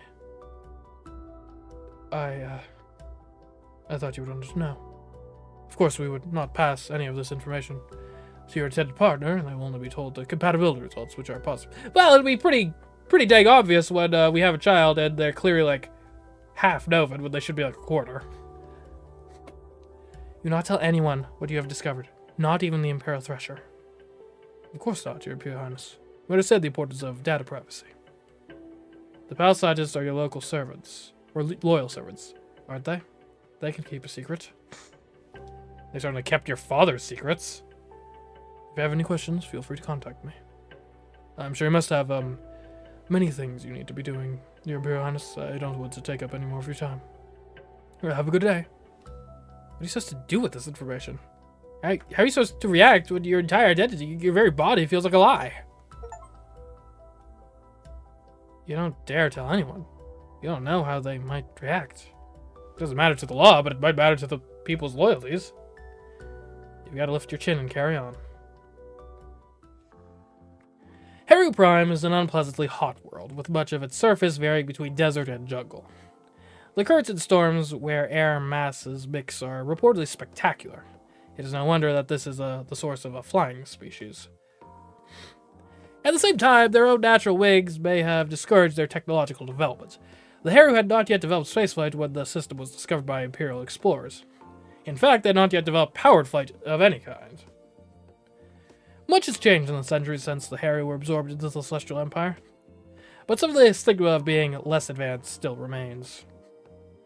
Still, the capital is a thriving metropolis with large contingents of all the Imperial races, and the upper echelons of society are eager to make connections with you. You're not personally experienced with Heru cuisine. The household staff of One Bites, one of the 2 electors of the Heru homeworld, has offered to cater the reception. This would ensure that the menu is appropriate to local tastes and customs, but if there is any conflict between the 2 electors, allowing one to have so much influence might offend the other. Can I see by election zone? Not really? Okay. There's also the issue that Heru have no capsaicin receptors, which means they don't experience any sensation of pain from eating the hot peppers that are common on their planet. They simply enjoy the taste. Allowing the Heru to cater could be a very spicy experience. We'll just let the palace staff deal with it. You trust your chefs to create something that is tasty, elegant, and appropriate for the situation. That's what they were hired for. This isn't the first time that the Heavenly Palace has visited Heru Prime. As the reception gets underway, you make the rounds, nodding and smiling, and sampling the colorful, bite-sized foods being offered. The food is tasty, though, with higher amounts of both meat and hot spices than you'd expected. Perhaps you ought to spend some time exploring Heru cuisine when you don't have the fate of the Empire resting on your shoulders. You glance around at the sea of feathered faces. Telling one Haru from another can be tricky on first glance. They all look a bit alike to you, perhaps because you've never known one well. Haru are rarely seen in the Merkin system. Gender is considered irrelevant personal information among the Haru, discussed only with their mates and their doctors. Their unusual naming conventions provide no clues on the subject. With so many local guests, it is difficult for you to pick out the electors among the crowd. Of course, they are here to meet you, and will no doubt seek you out. You stand and wait, projecting your best royal aura. Suddenly become aware of a disturbance at the edge of the room. You move a bit closer to try and see what's happening. A Haru in rich purple robes appears to be struggling with one of the palace waiters. Has it had too much to drink? Wait, that's not a server. That's an internal security officer operating undercover. Something's wrong here. Is that a Haru? An assassin? Whatever's going on, you'd better not get too close. You need to let security do their work without disrupting the reception. It could leave a terrible impression on the rest of your guests, especially if they believe that someone's being treated with violence because they're Haru. You need to provide a distraction. Quickly, you move to the front of the room, picking up a silver handbell and ringing it to draw everyone's attention to you.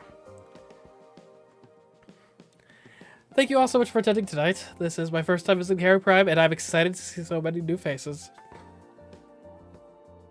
I hope many friendships and new connections are built tonight, and that we can go forward into the future together.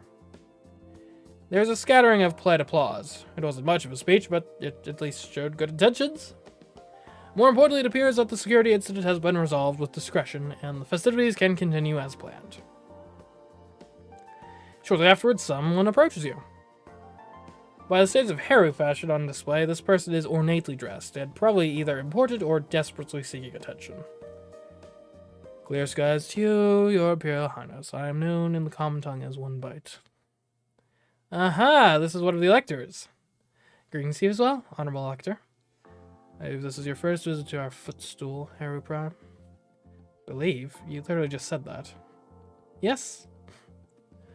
I'm sure you must have a busy itinerary. What with getting to know the territory, all the various divisions, the monuments, the past events, the Ribisar's office, the pilgrimages. It is a pity that you were not able to make yourself better known to our people before finding yourself in these tragic circumstances. However, we look forward to building a fresh Imperial relationship with no priors. The words sound friendly, but there's no warmth behind them. You sense that it disapproves of you somehow. Thank you. It waves its arms, streamers fluttering. Yes, contact my office when you are prepared to learn. With that, it sweeps away to rejoin another Haru, probably its spouse. You sense that it probably has negative feelings about you. Several splits later, another Haru ambles in your direction, propelled by coughs and nudges from a handsome young Merthin man, who waits behind at a polite distance. Feathered as they are, the Haru take an eccentric approach to clothing. Where one might seem ornately overdressed, this individual looks like it can barely manage to keep anything attached. Hello, Your Highness, Your Imperial Highness. It's a pleasure to make your acquaintance. I'm known as Three Rocks Nestled. It scratches its head awkwardly. I'm afraid I'm a bit behind on my updates, and there wasn't much information available anyway, so, tell me about yourself. What? You're just the things you like to read. This is an important political gathering, not a social mixer. You weren't expecting to present a book report tonight. What would you say is your favorite genre, and what would you want the elector to think of you?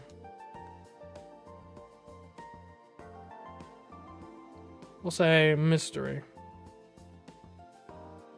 I like a good mystery. It's like a puzzle where you can put together the clues to try to come up with a solution and then see if you're right. Yes, an excellent work out of the mind. Do you have any pets? Silverhawk? Excellent! It puts up its little notebook and scribbles something. Oh yes, we'll talk again. It walks away still writing. The Merthin you noticed earlier looks exasperated and takes a few rapid steps to catch up with the elector. What an odd bird. He says that it is hostile toward you.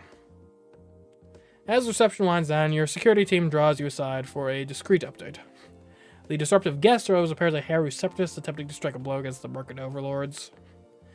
They assure you that exactly the same thing would have happened if it had been your father holding a gathering. This attack was not about you personally, but what you represent. No connections to any electors or larger factions have been detected. It should have no further political consequences. Does that make it any better?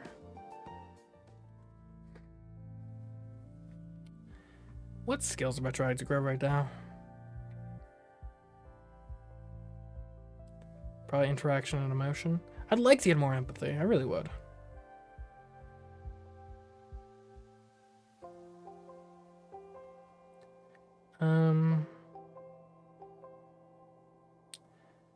Nothing over here helps with that. I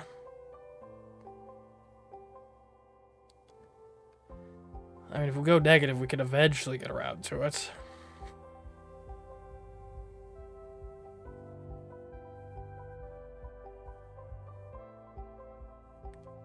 I guess we'll go brood somewhere. Sometimes it's all too much. You find a dark corridor far from any observers where you can be quiet and alone. The shadows wrap around you, comforting and concealing. Concealed too much, apparently. You don't even see the dagger that finds its way into your back! No! Ah! This game is brutal! Ouch.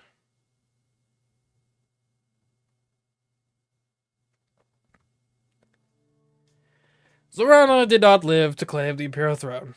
The future of the Celestial Empire remains unwritten. But it doesn't have to end this way. Train different skills, make different choices, and Zorana's star might rise again.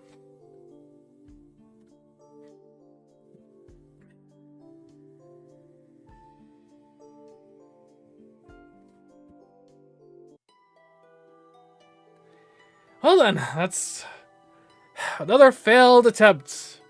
Jeez, this game is tough. Anyways, though, that's gonna have to be it for today. That's the last stream of this week. Next week, we don't have a normal Monday stream. Instead, our 100 line stream is on Wednesday. But we'll be back with Galaxy Princess Zorana on Tuesday. Maybe we'll finally actually do something. Oh. Until then, I've been CMeeCraft. I'll catch you in the next stream and or video. Goodbye.